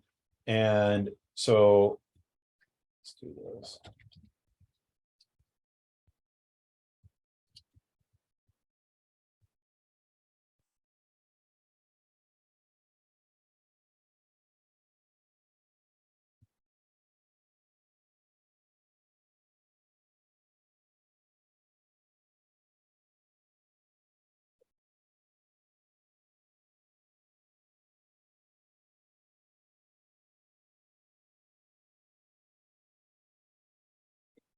Right. And so when we do it this way, notice how this is wrapped in the square brackets and you have the commas, versus this is just looping through and console.logging each individual. And then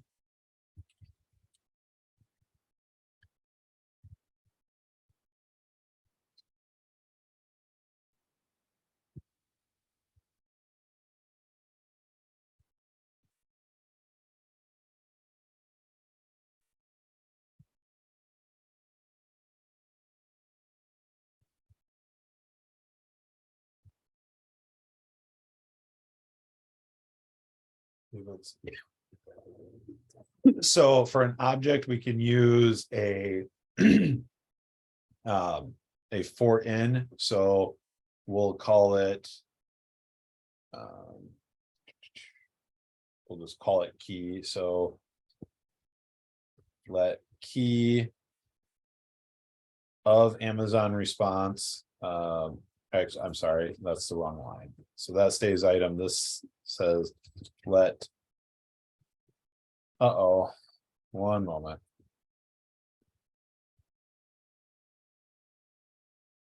Hopefully we didn't lose too much.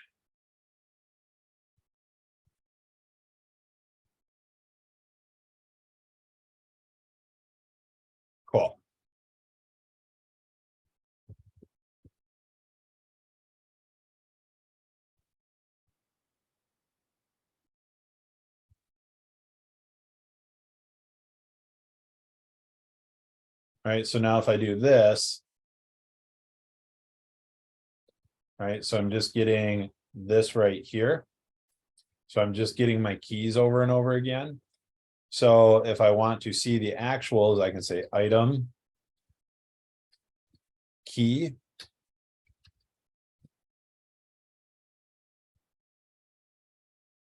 oops, how do we do it? How do we one key?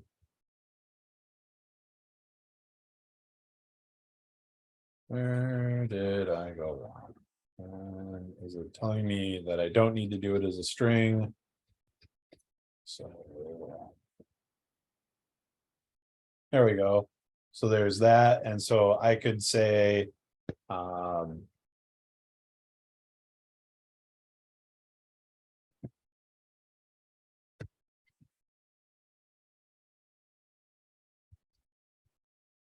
just an empty space here.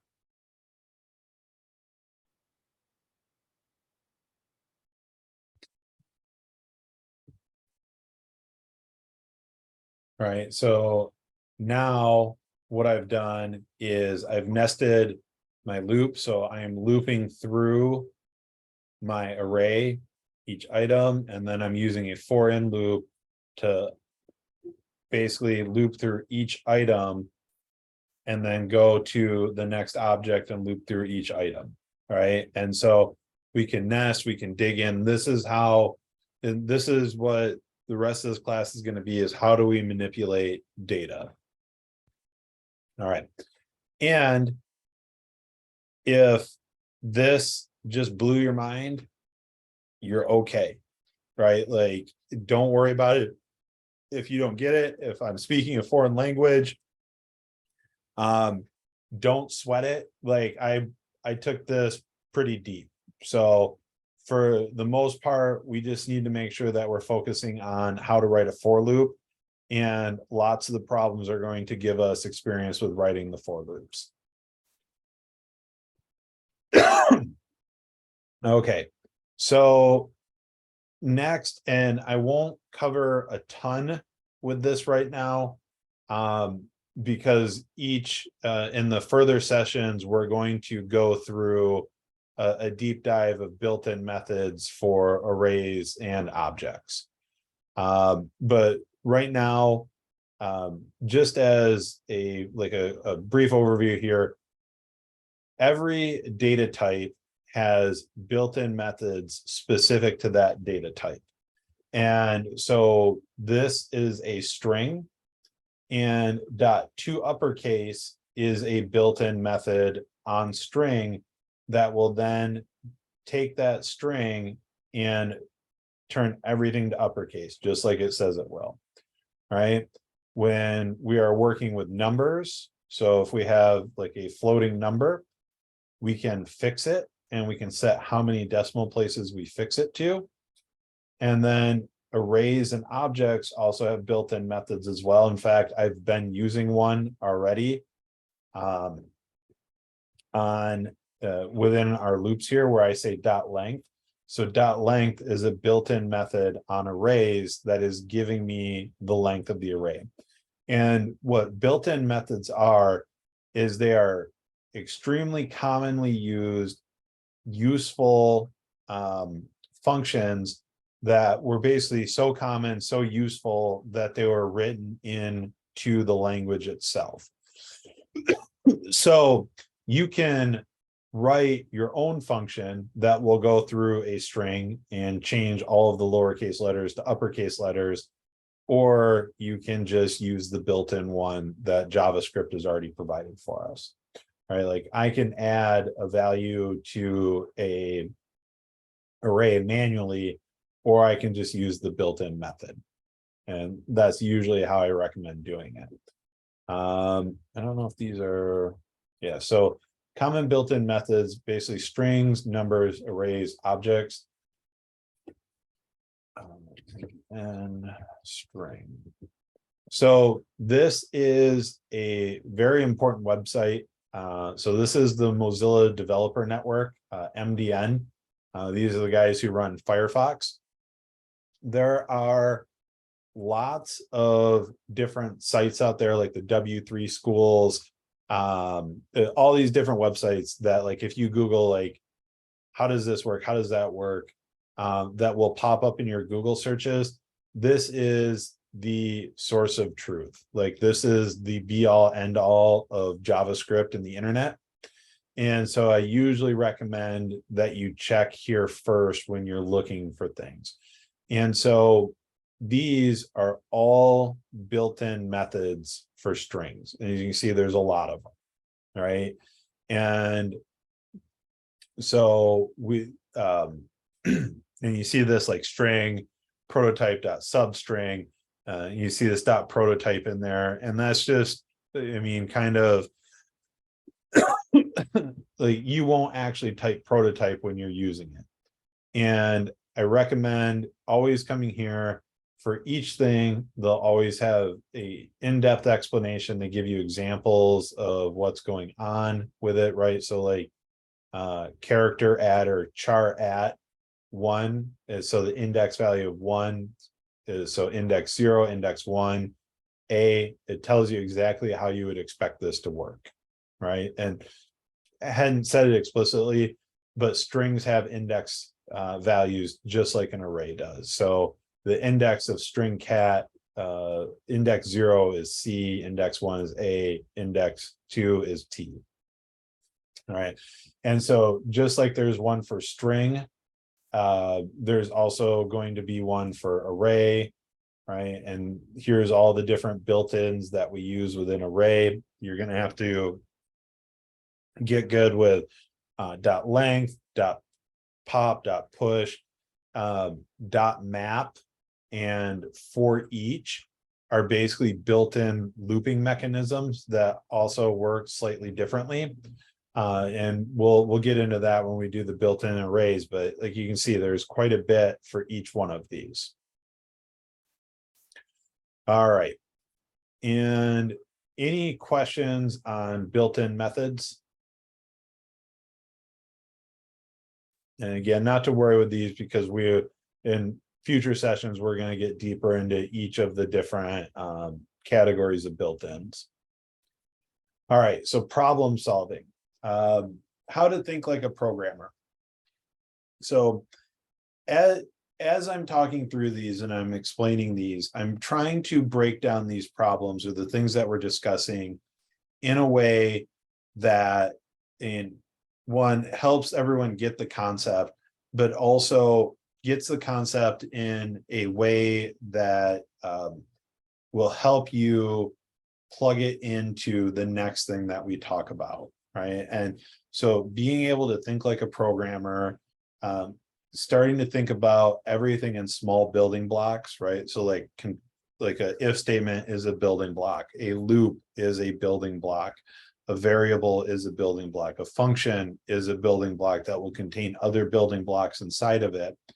How do we start assembling all of those building blocks into a solution for our problem, right? And so, and a great way to start thinking about this is take everyday things that you do that are very simple, right? Like, how do I make coffee, right? And so I take a scoop of coffee, I put it in my reusable Keurig pod, I pop it in my Keurig, I put a mug underneath it, and I hit the button, right? So, but like, to have a computer do that with a robotic arm, right? It's like, lift the arm up, move the arm forward, grab the container of coffee, remove the coffee lid, grab the scoop, pick up the scoop, move the scoop to the thing of coffee, lower the scoop into the coffee, turn the scoop to fill the scoop with coffee, lift the scoop up, move the scoop over to the Keurig pod, open the Keurig pod, turn the scoop to dump the coffee into the Keurig pod, put the scoop down, come back to the Keurig pod, seal the Keurig pod, pick the Keurig pod up, lift the Keurig lid up, put the Keurig pod in the lid, put the Keurig lid down, right? Move to the on button, turn the Keurig button on, wait X seconds for Keurig to boil water. Hit the selected Keurig cup size, right? And I've already forgotten a step, right? Like find the coffee mug, grab the coffee mug, put the coffee mug underneath the Keurig. Now hit the button, wait X seconds for the coffee to brew, get the mug, move the mug away from the Keurig machine, right? So something for us as humans where maybe it's really easy and like I did that in 4 or 5 steps, right? Grab the coffee, put the coffee in the machine, grab my mug, hit the button. A computer can't process that in 4 or 5 steps, right? And so we have to start thinking about how do we take these things that maybe even like within our brains we take for granted, like how do we start breaking those down into individual steps? Because that is how we're going to talk to the computer, because the computer can't guess. It doesn't know what we mean by it. It can only do exactly what we tell it to do step by step. So yeah, and then with this, give examples, the inputs, expected output. Do I need any other variables? Break down the problem into smaller problems. I'm going to harp on this over and over again. I mean, take big rocks and make them into little rocks. Take big problems, make them into little problems, because sometimes when you look at the big problem, you have no idea what's going on, but it's just like unraveling a knot. You got to find the end. You got to find the first part that you can handle, and then you'll start working your way through the rest of the problem. Google is not cheating. It's your best friend. And like even when you go to Code Platoon, all of the exams that you take during Code Platoon, basically you're allowed to use every resource except another Code Platoon student or human being. So I mean, like they expect you to be able to Google, to go through docs, to look up things on MDM to figure out what's going on. Like you, like being able to look this stuff up is going to be, as you're learning, one of the more important parts of becoming a software developer. And also debugging. So when you get an error, before you ask for help, make sure you've at least read the error, right? And that'll be something that you run into in any boot camp as well. Like, and if you reach out to help from me, like that's usually like the first, and any of the people that did reach out for help from me, like that's the first thing, like what's your error message, right? Because I can usually see what's going on and I can just give you the answer, but that doesn't help you work through the problem. It just gives you the answer. So if you reach out for help, I'm not trying to be a jerk or make things hard on you, but generally I will try and guide you to the answer instead of just giving it to you by like saying like, hey, what was the error message? Well, okay, what line is in that error message? Let's take a look at that line. What do we see that could be out of place there, right? Because that's how, like, I mean, I will be more than happy to help you figure out any problem that you run into. But I just don't want to give you the answer to it, because then you just move on to the next thing and there isn't necessarily a lesson learned in that. Okay. So session 2 is pretty much, like I said, it's just the REPL, and then formatting clean code, which we had also already talked about, which is proper formatting of code, and using camel case. And like I said, now more than ever, this format button, notice how I clicked it, it just moved a couple of things around for me. This is your best friend. So before you copy code or show it to someone else, whatever, or while you're working, you're typing, should come up here and click that button every so often, just so that your code's staying as readable as possible. So we've still got 45 minutes left. So I'm going to answer any questions that we have, but we also should have time to start getting into some of the first challenges. The first challenges on the list, now that we know how functions work, are pretty straightforward. But I also wanted to show everyone some tips and tricks here on Slack that will help you get help when you're working on the intro to code. So, and that is when you send a message, right? So if I grab some code here,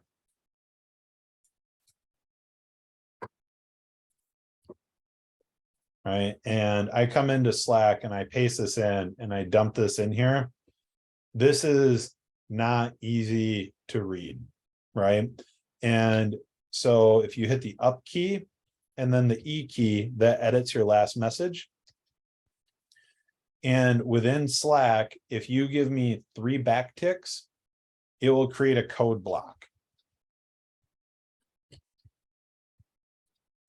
Right. And so then when I put my code in here, that is much easier to read. Right. So now we've formatted it. Now, if and this is probably the most common and the most important one. If you're writing a larger program, you can do /, and you can, if you start typing the word snippet, you'll get snippet, and you can copy and paste that in here. You can pick a language or let it auto detect. I'll pick JavaScript. And what's helpful here is you can write a message. You've got, it actually creates a file.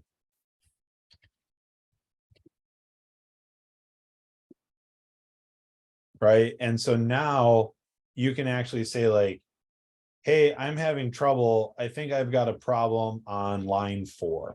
Right. And this becomes very easy to see these things. It also gives you some of that syntactical color highlighting, which makes it even easier to read. Yep. So the first way to add code is, so the backtick. So the top left of your keyboard underneath the escape key, this guy right here.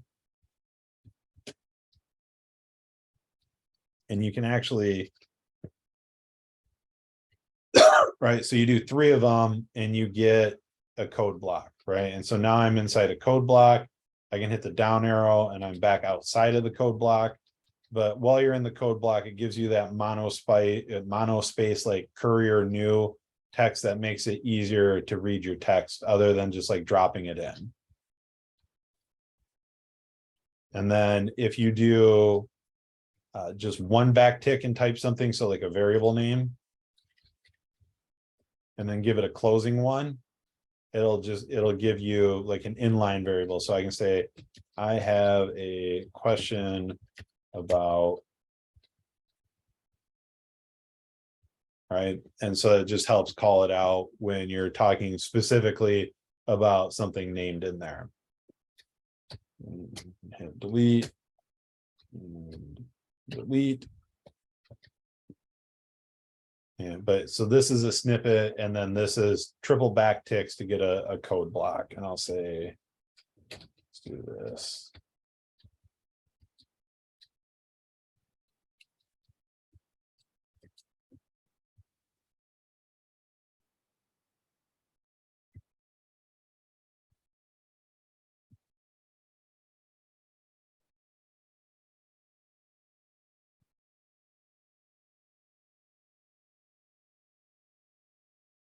So, and then also, if you didn't know, you have Giphy, and you can always drop GIFs in there as well. So for hours and hours of distracting entertainment.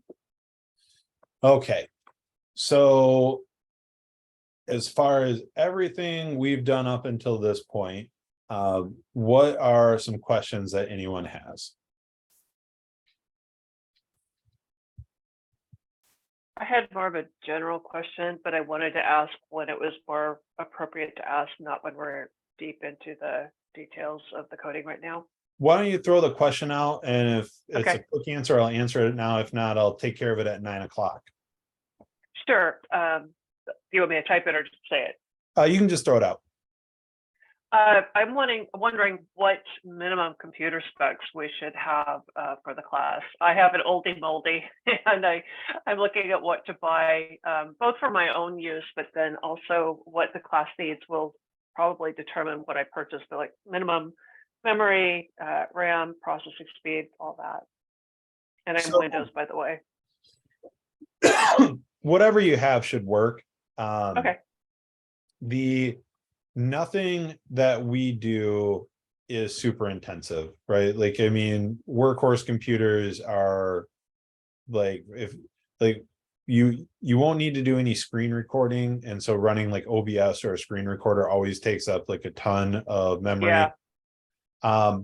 That being said, on Windows, I know that certain people have like tried to do like partitions or do like virtual machines. Because like if you're going to try and get Ubuntu up and running, so like the current version of Linux, that may take more resources. But like if you're running Windows 10, if your computer can run Windows 10, should be able to run anything you can throw at it in code Platoon. Perfect. Thank you. Yep. Okay. Any other questions out there?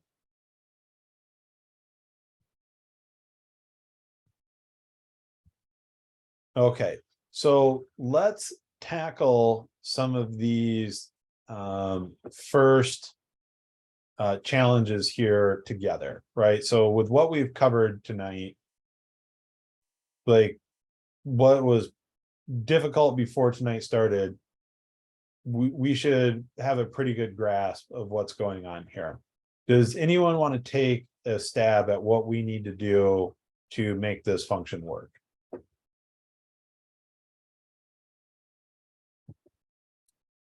Add first name and last name. Yep. So we're going to return first name plus last name. All right, and let's see what happens here. All right, I still get false, false, false. So let's go ahead and take a look at this. Console.log first name plus last name. Let's go ahead and run it again. So now I see I've got Michael Jordan, Tom Preet, and Ada Lovelace, but they want to see spaces in here. All right, so that's where I screwed up. We can do this. Run it. We've still got false, false, false. We've got Michael Jordan, Tom Preet, Ada Lovelace. Why is it giving me false now? Oh, anyone know why it's giving me false now? Still? Because you still have that return at the bottom. Yep. Well, not because I have the return at the bottom, but I fixed my problem in the console.log, but I did not fix it in the return, right? So all this does is show me the stuff in the console, but it's not actually solving the problem for me, right? So I can say down here, and now when I run it, I get true, true, true.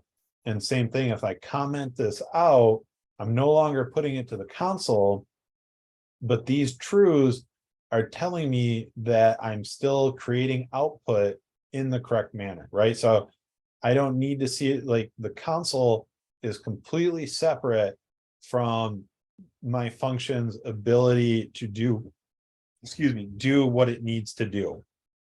And so I don't need to see my answer in the console to know that I'm getting the right answer. Now I am console.logging this down here, and that's why I'm seeing those trues. If I get rid of the console logs down here, these will still resolve till true, but I never see them. All right. So any questions on how I just tackled this first one?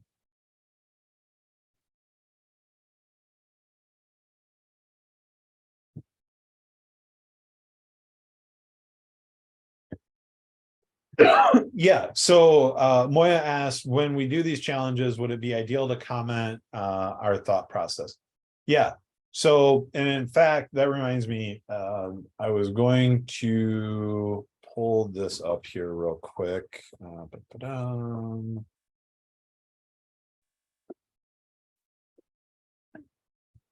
me find it here.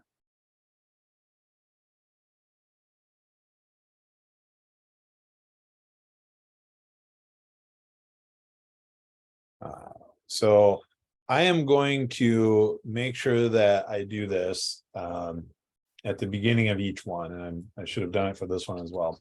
So this is something one of the other instructors introduced me to. Whoops.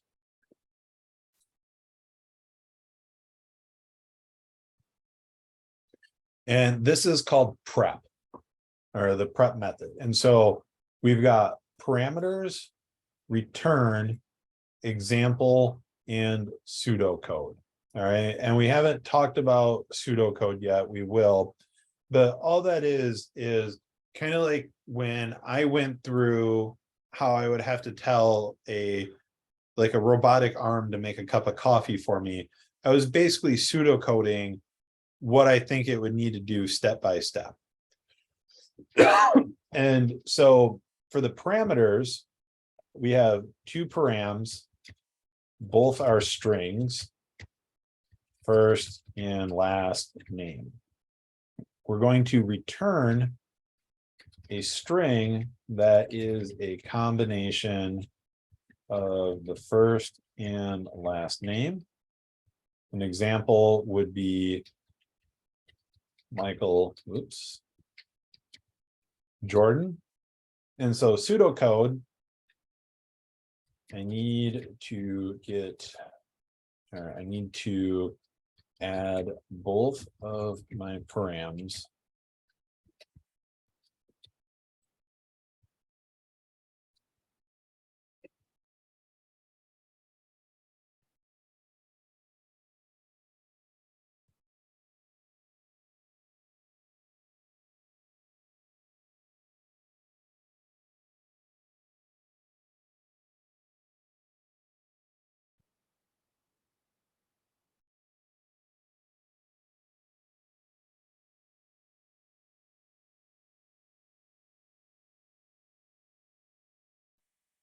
Right. And so now I've kind of walked through how I need to tackle this step by step. All right, so let's go ahead and look at the next one on the list here.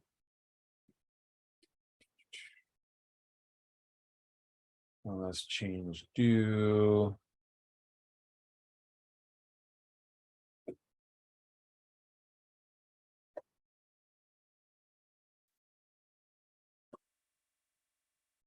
So again, I click on the link, it pulls me into total change due. I'm going to fork the replet.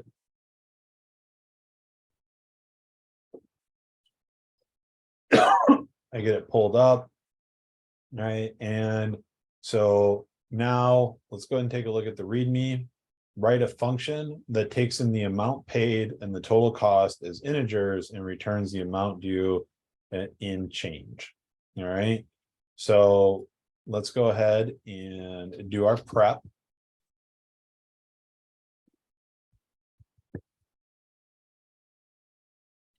Okay, so how many parameters do I have?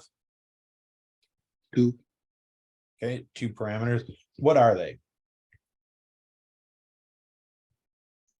Amount paid and total cost. Sorry, what's that? Amount paid and total cost. Yep. And I guess to be more specific, what data types are they? Numbers. Yep, they're both numbers.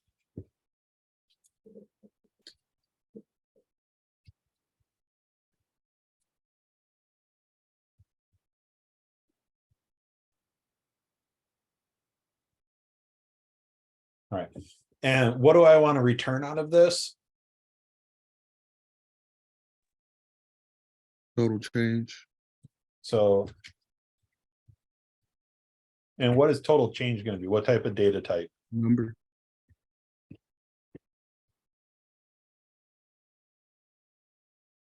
Okay, and so for an example, we can just steal one from down below.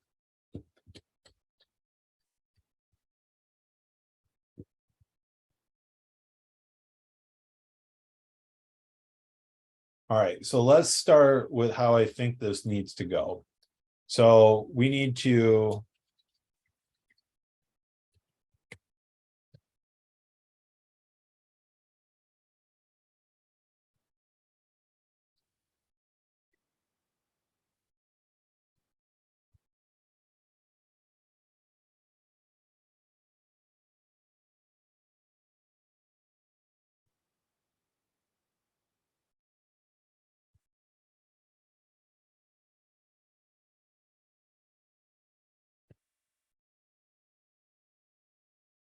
All right, so what do I want to do here now? Do I want to declare a variable? Do I want to return something from here? Return amount paid minus total cost.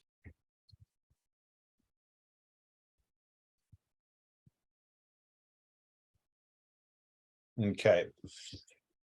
So let's go ahead and run this. So we get a true and we get a false, right? So you get this first one is a true and the next one is false. And so let's go ahead and console.log what we've got going on here.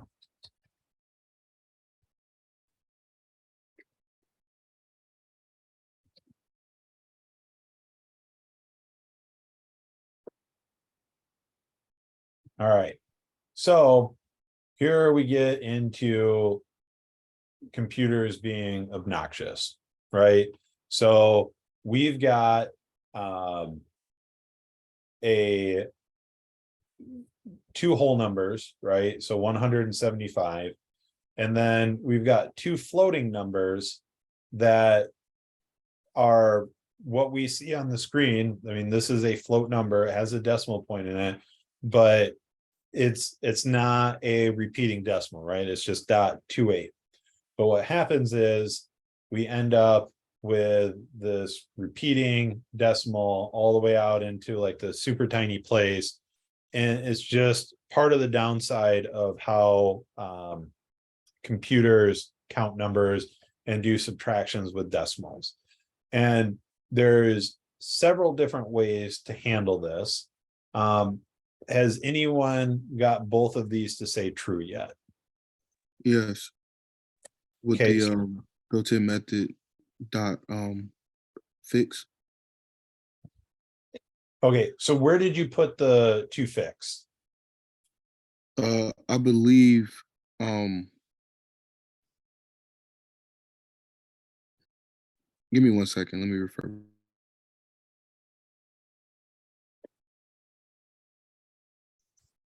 Can't you use the math.floor method as well?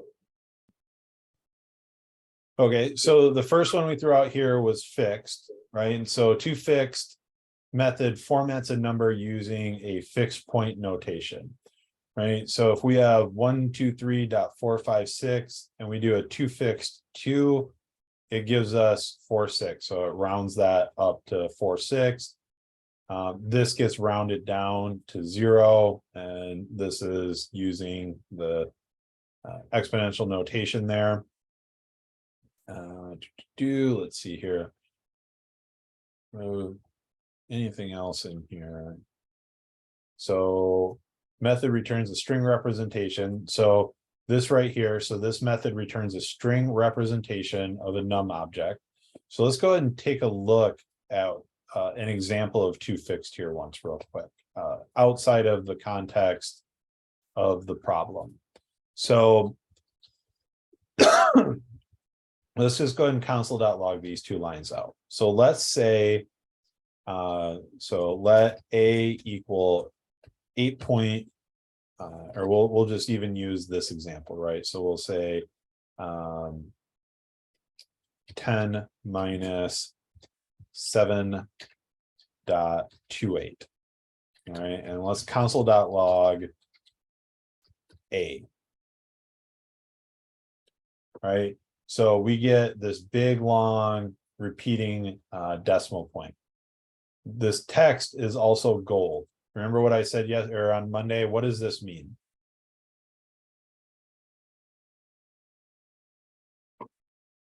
It means that it's a number, right? So if I do a string, so if I just say string A, notice how the text is white.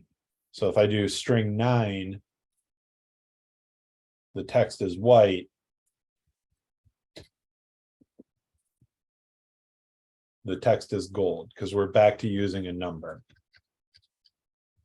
All right, so now A, so I'm looking at the variable A, right? And 2.719 is a number.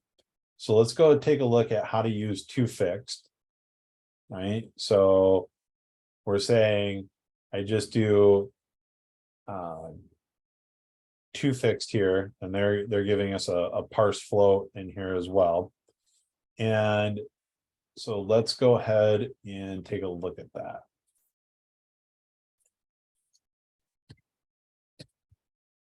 So, and notice how when I do this dot and I get this list of like suggestions, and I see this fancy cursive F, this means that this is a function. And notice I'm getting a list of functions that I'm built-in functions that I'm allowed to use, right? So I'm getting two fixed. And so I can say two fixed, and I get a help window here, number.toFixed, fraction, digits, optional, and then number. And it's outputting a string, returns a string representing a number in a fixed point notation, right? So I can say two fixed.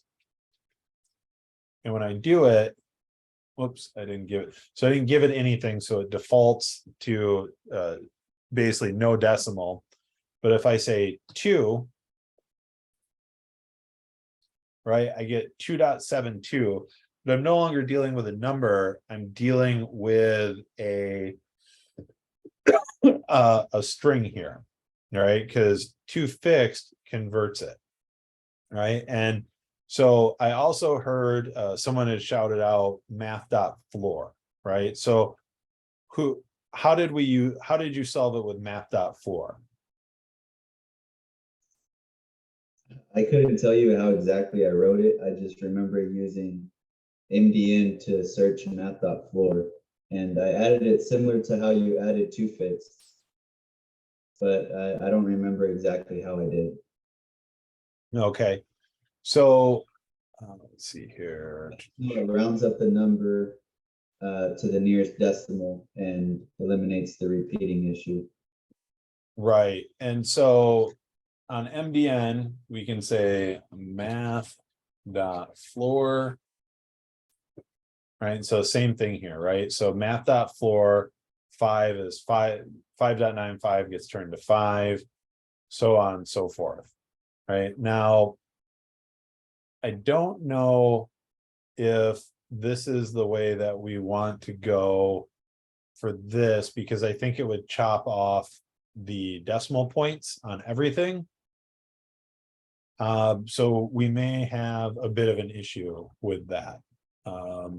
But there could still be a way to solve it with this. I'm just not sure off the top of my head. All right, so let's see here, solving.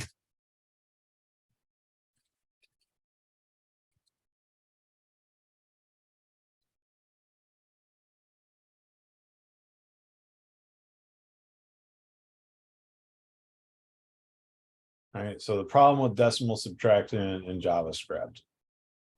So, right, this looks a lot like our problem, right? So this person uses a solution creating TypeScript. So that's probably a little bit too much. So they're getting really in depth here.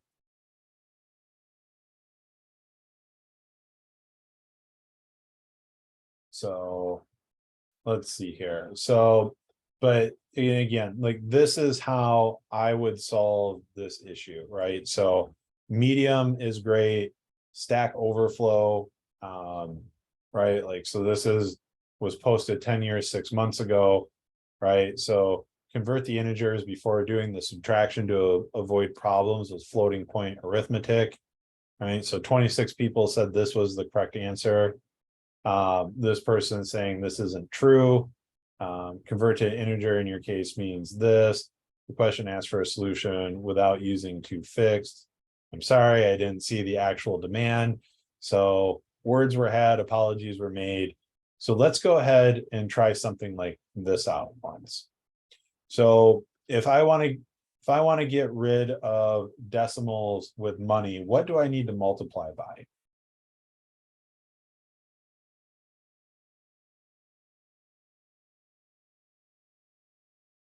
What does a dollar get broken down into when we deal with decimals?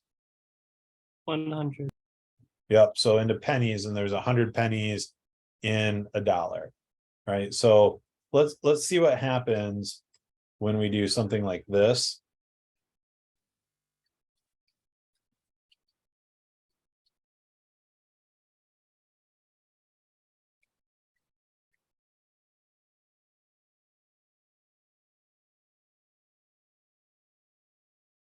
Right, so we'll take our first step here, right? So we're at 272. Here's for all the marbles. Oops.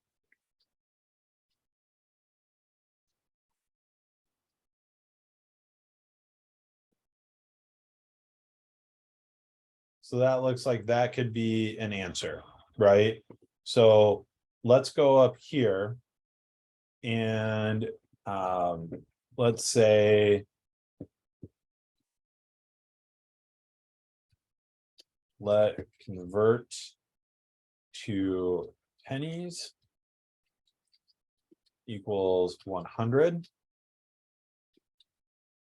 And then we can say return amount paid times convert to pennies. I'll just do it as 100. I don't need to get super crazy on this first one.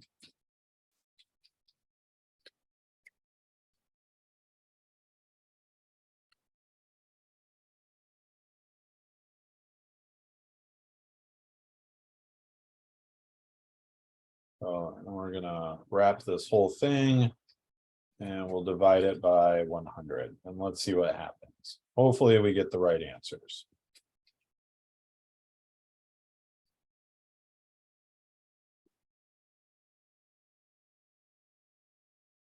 True and true, right?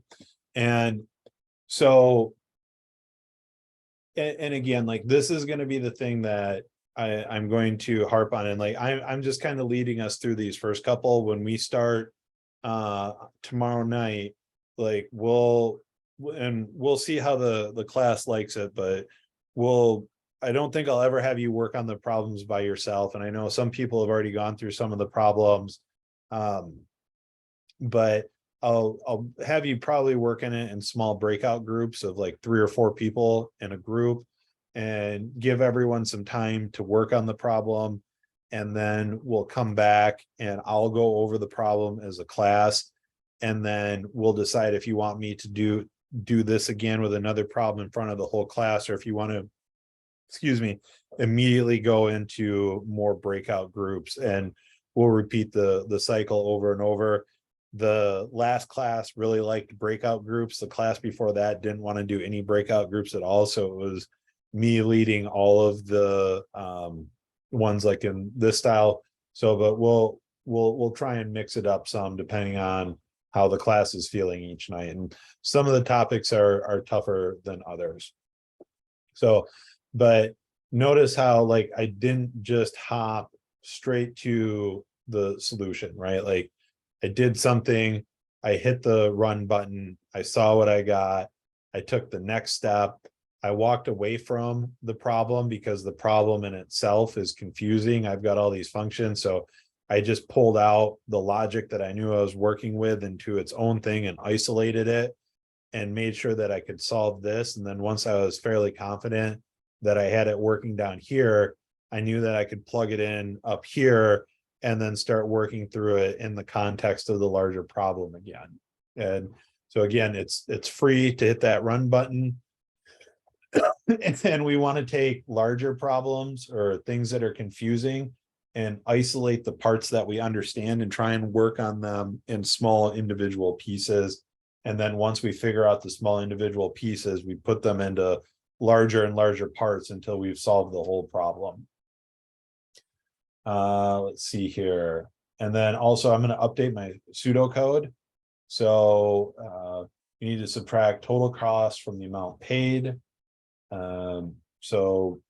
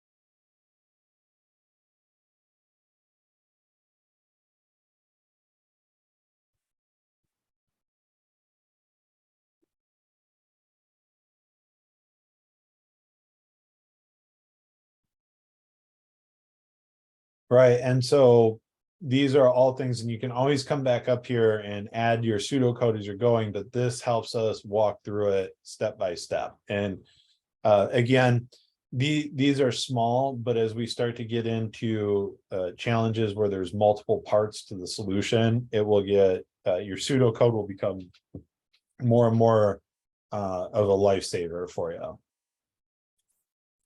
All right, so it is 8:47.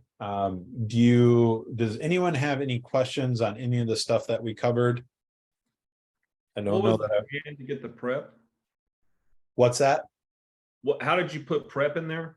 The I acronym? just copy pasted it. It's a comment. So I'll drop that in the intro to coding. I'll drop it into the Slack here, or the what was I gonna say? The Zoom chat. One sec. Thank you. And that's where you're using the 3 backwards slashes also for the formatting in Slack, correct? Yes. So there it is in there, and then, or in the Zoom, and then in intro to coding.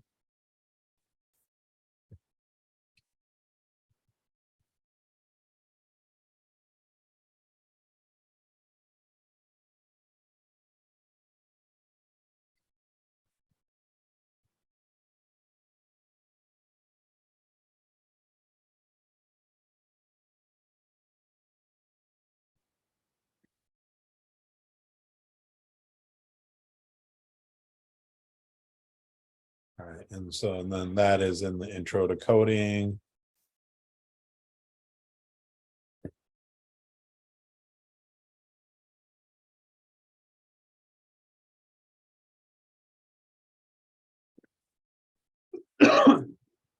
All right, and so any other questions that I can answer in here? I don't want to rush through the next one here, and then keep people after. But we'll, like I said,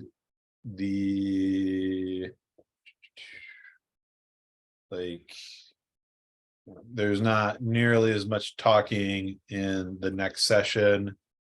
We'll have more time for challenges, and it'll be like that going forward. So we'll really start digging into it.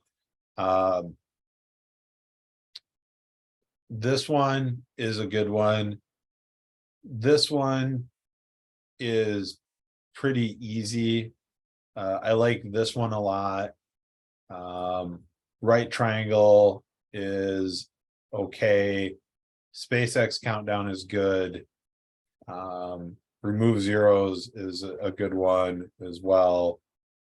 Rectangle 1 honestly should be moved up here. By the time we've knocked out these ones, this one's like, and same thing with rectangle 2. It's like finding the area of a rectangle. It's not super tricky anymore, but you can always do them for more reps.